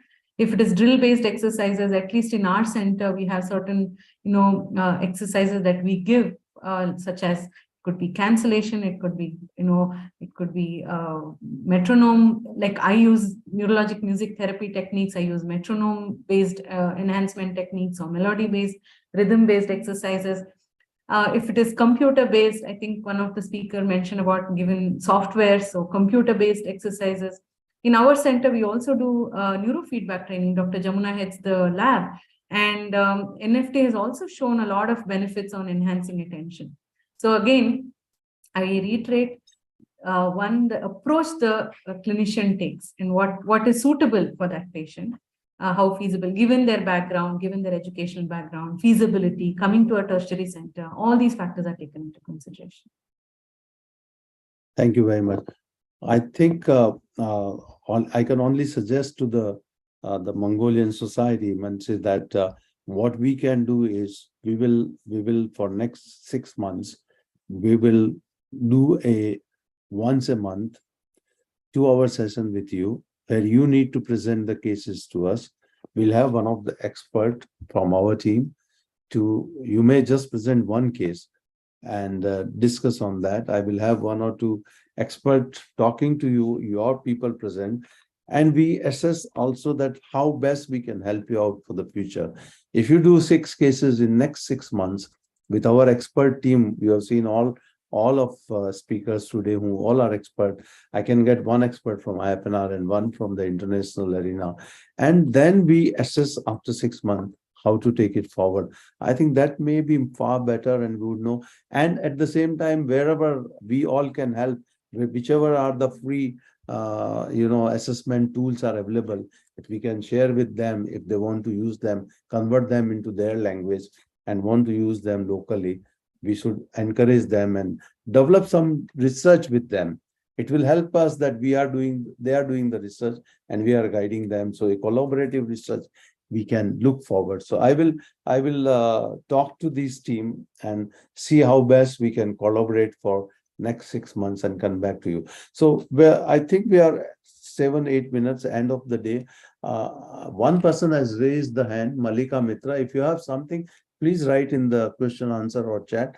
I can connect with you. I will ask one person that end of the day, Professor Stephanie Clark, I will start. She has been here right from 9 o'clock in the morning. That must have been very, very early in Switzerland. And what is your take and what you give suggestion or few lines to the Mongolian people? Unmute yourself. First of all, I would like to congratulate my Indian colleagues for the wonderful talks. Really, absolutely great. I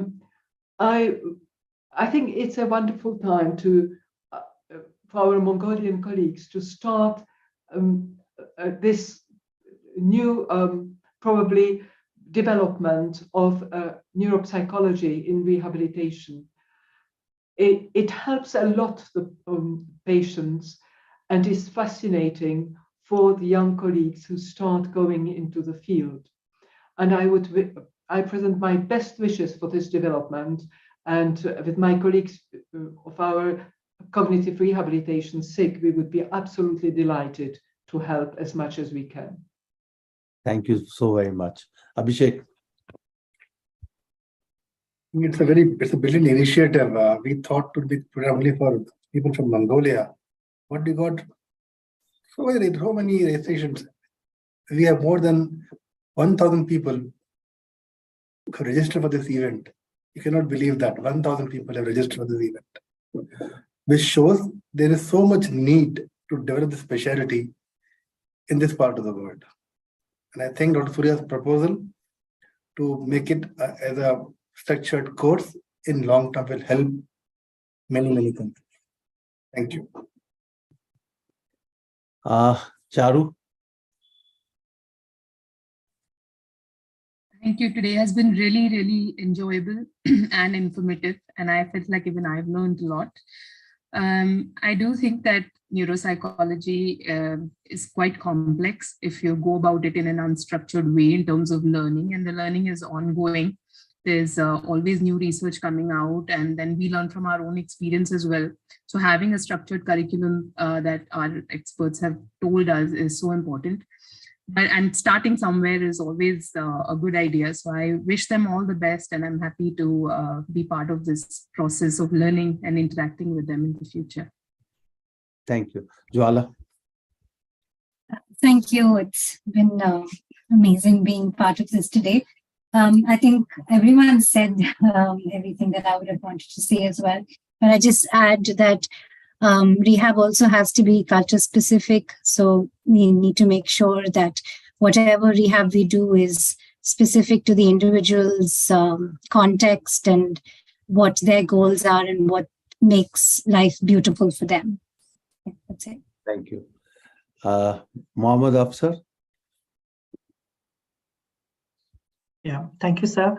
So I think, yeah, it was really great to hear the teachers again and be able to share the platform. And I think as you very aptly, sir, put up this proposal, and I think if this works out, I think all of us would definitely like to work towards this, common goal of promoting neuropsychology, not in our, country, but in the other countries, and helping them grow also along with us. Thank you.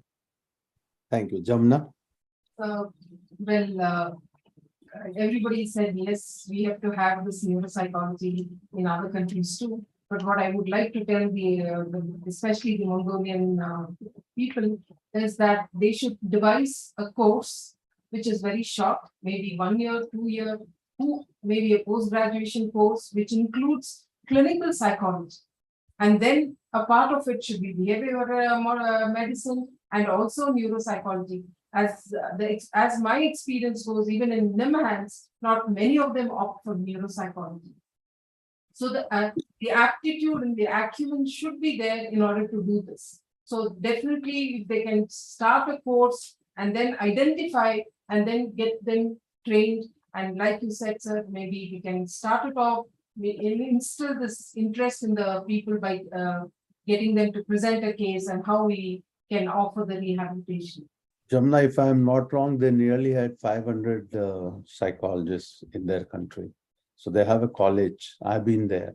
So only thing is we need to, those who are interested with rehab, we can definitely train them. Those are the people we need to push forward. The exactly same thing what in India has 20 years ago. So I have also been instrumental in starting this particular course in Sri Lanka, sir. They've taken all our expertise. And they have they're doing very well now. Now they're also planning to send those students interested to NIMHANS and then get trained here. So this is another thing. Same way we can collaborate with the Mongolian. So exactly on that level only to other countries also from developing countries we can push forward, because India is a much economic place to come and stay and learn as compared to other Western countries, because they have very, very expensive travel and costs. Urvashi? So I echo a lot of what everyone is saying, but I just want to tell the Mongolian people that really, really excited and extremely happy that this is happening in the country there. Neuropsychology is wonderful. It will truly help the clients and patients over there. And I do think culturally, we all belong to a certain region. So I think there's going to be a giving and taking. It's not just us training or giving or sharing. I think there's a huge amount we are going to learn. And I'm really excited about the fact that there were the cultural nuances, looking at the similarities, the differences, and finally evolving a neuropsychology which we take ownership for in South Asia, and have our own tools and have our own understanding of how people in rehabilitation here, how it works and how it functions. So I'm really excited about this partnership, and I think we will also learn a lot from them. Thank you, Urvashi. Shantala? So first of all, it's been a wonderful day, although I missed a little bit of, sorry that I missed Dr. Stephanie Clark's talk. I'm sorry about that. But kudos to the Mongolian team and who have come and asked for this training course. And as I see that the population is about 33 lakhs and compared to India, which we are in crores. So we could definitely help them not make similar mistakes that perhaps we could have tread the path decades ago. So if you are saying that there are 500 psychologists, I think it's the right time the leader, whoever is the leader, could take forward the licensing, as Dr. Jamuna mentioned, the basic clinical training. If they are psychology students, how we can help them with the foundation of clinical training and then the neuropsychology training, which we are trying to work on it now and taking it forward. I think we could help them learn from our mistakes and save time for them. And so licensing aspect can also be, we could help them with. Other than, I echo all the points that has been shared by everybody, and definitely those who are interested in neuropsychology, I think they'll love the subject. It's the passion that takes them forward. So it is really not a hard subject, as we have mentioned during our talk. But yeah, it's not an easy topic too. Any field that you go in depth will have its own challenges, but that's the beauty of science and academia. And of course, rehabilitation. So thank you, sir. Thank you for bringing us all together. And it's been a wonderful experience being here and sharing our experience with everyone. Thank you so much. I would request Professor Mandisri to be active now. Please have active on your webcam. I want to see everybody want to see you. Is my this slide is visible? Yes. So there is a mentorship program which has been started by the WFNR, and you could see that 3 or 4 of the leader from India are there. And many of you who are there, I know many of you have already left, but those who later on go on to the YouTube and watch, I think you should apply for the become the mentee of one of us so that we can guide you, and it will take you a long way. This is for the young people who want to take the neuro rehab courses at the future level. The WFNR has a travel fellowship, and the next conference for the WFNR is in 2024 at Vancouver. I'm sure that in next month or very soon, the abstract announcement would be there. And I request you all guys to, send the abstract, get the abstract. Like this year, 2 of them has been given $1,000. You have an opportunity for, and particularly for Mongolia people. There's one from India, one from outside India in developing country. I think your people should apply for this after sending their abstract. So these are the 2 guys, Carl and Hito, who got the travel fellowship through the Developing World Forum for Vienna Congress, and I'm sure they must have enjoyed their reports are yet to come, but I'm sure they will come.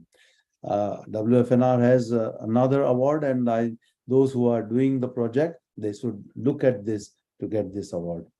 Future World Congress, I already told you, 2024, Vancouver, May 24, and I think by next couple of months you will hear for the abstract. So these are some of the things which I wanted to share with you guys. And Mandasir, are you there, Professor? It may be a little bit late in the Mongolia, maybe 7:30 or 8 o'clock, but so if you are there and if you want to thank all the speaker, otherwise I'll thank on your behalf to all of them.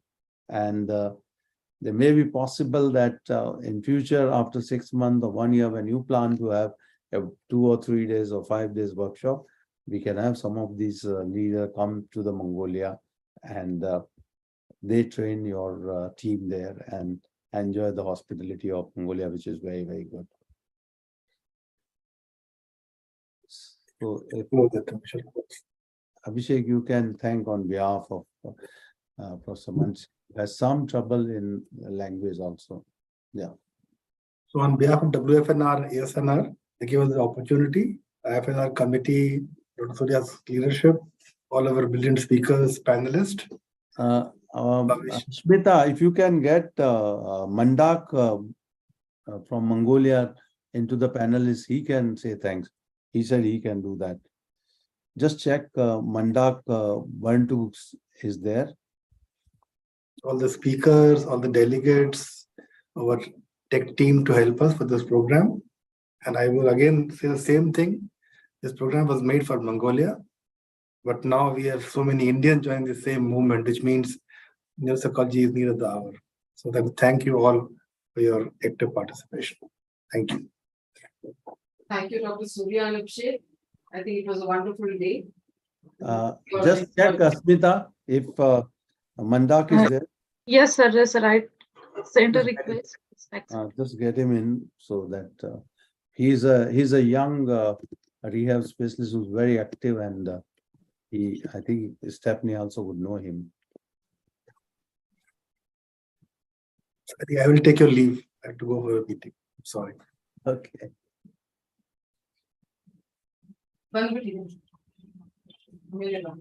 Yeah, there he is. So, Mandak, you put on your camera, and whatever you have to say on behalf of Mongolia, you're most welcome to say now.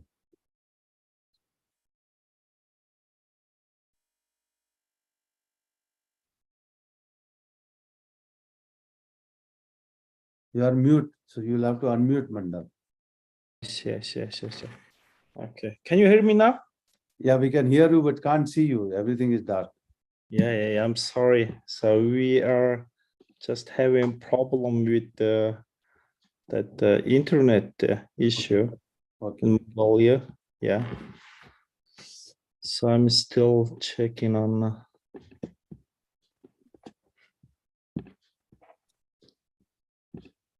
Okay. Can you still hear me? Yeah, we can hear you. So you can say. So I'm just I'm just gonna go without camera, and yeah. So in Mongolia, so we just took our very first course of neuropsychology. Yeah. So today in Mongolia, attended about 87 people, 87 neuro rehab professionalist Mongolia. Yeah, so thank you very much for WFNR, IFNR, and mostly the lecturers who gave a talk today. Yeah, so thank you very much, and so we will have many questions in the future. Yeah.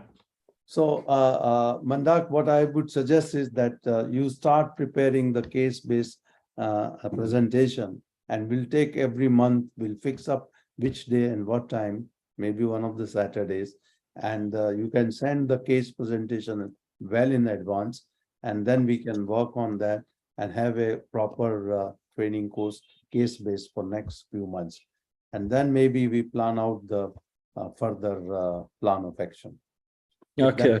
Talk to your team, and then we take it forward. Okay. So thank you very much for today, and yeah, sorry about that internet issue, and yeah, next time we will do our best. Thank you. Yeah, thank you very much. Thank you, everybody, and we look forward to have you all in the future courses. I'm sure we will do the new courses in next couple of months. Don't forget, April 14 to 16.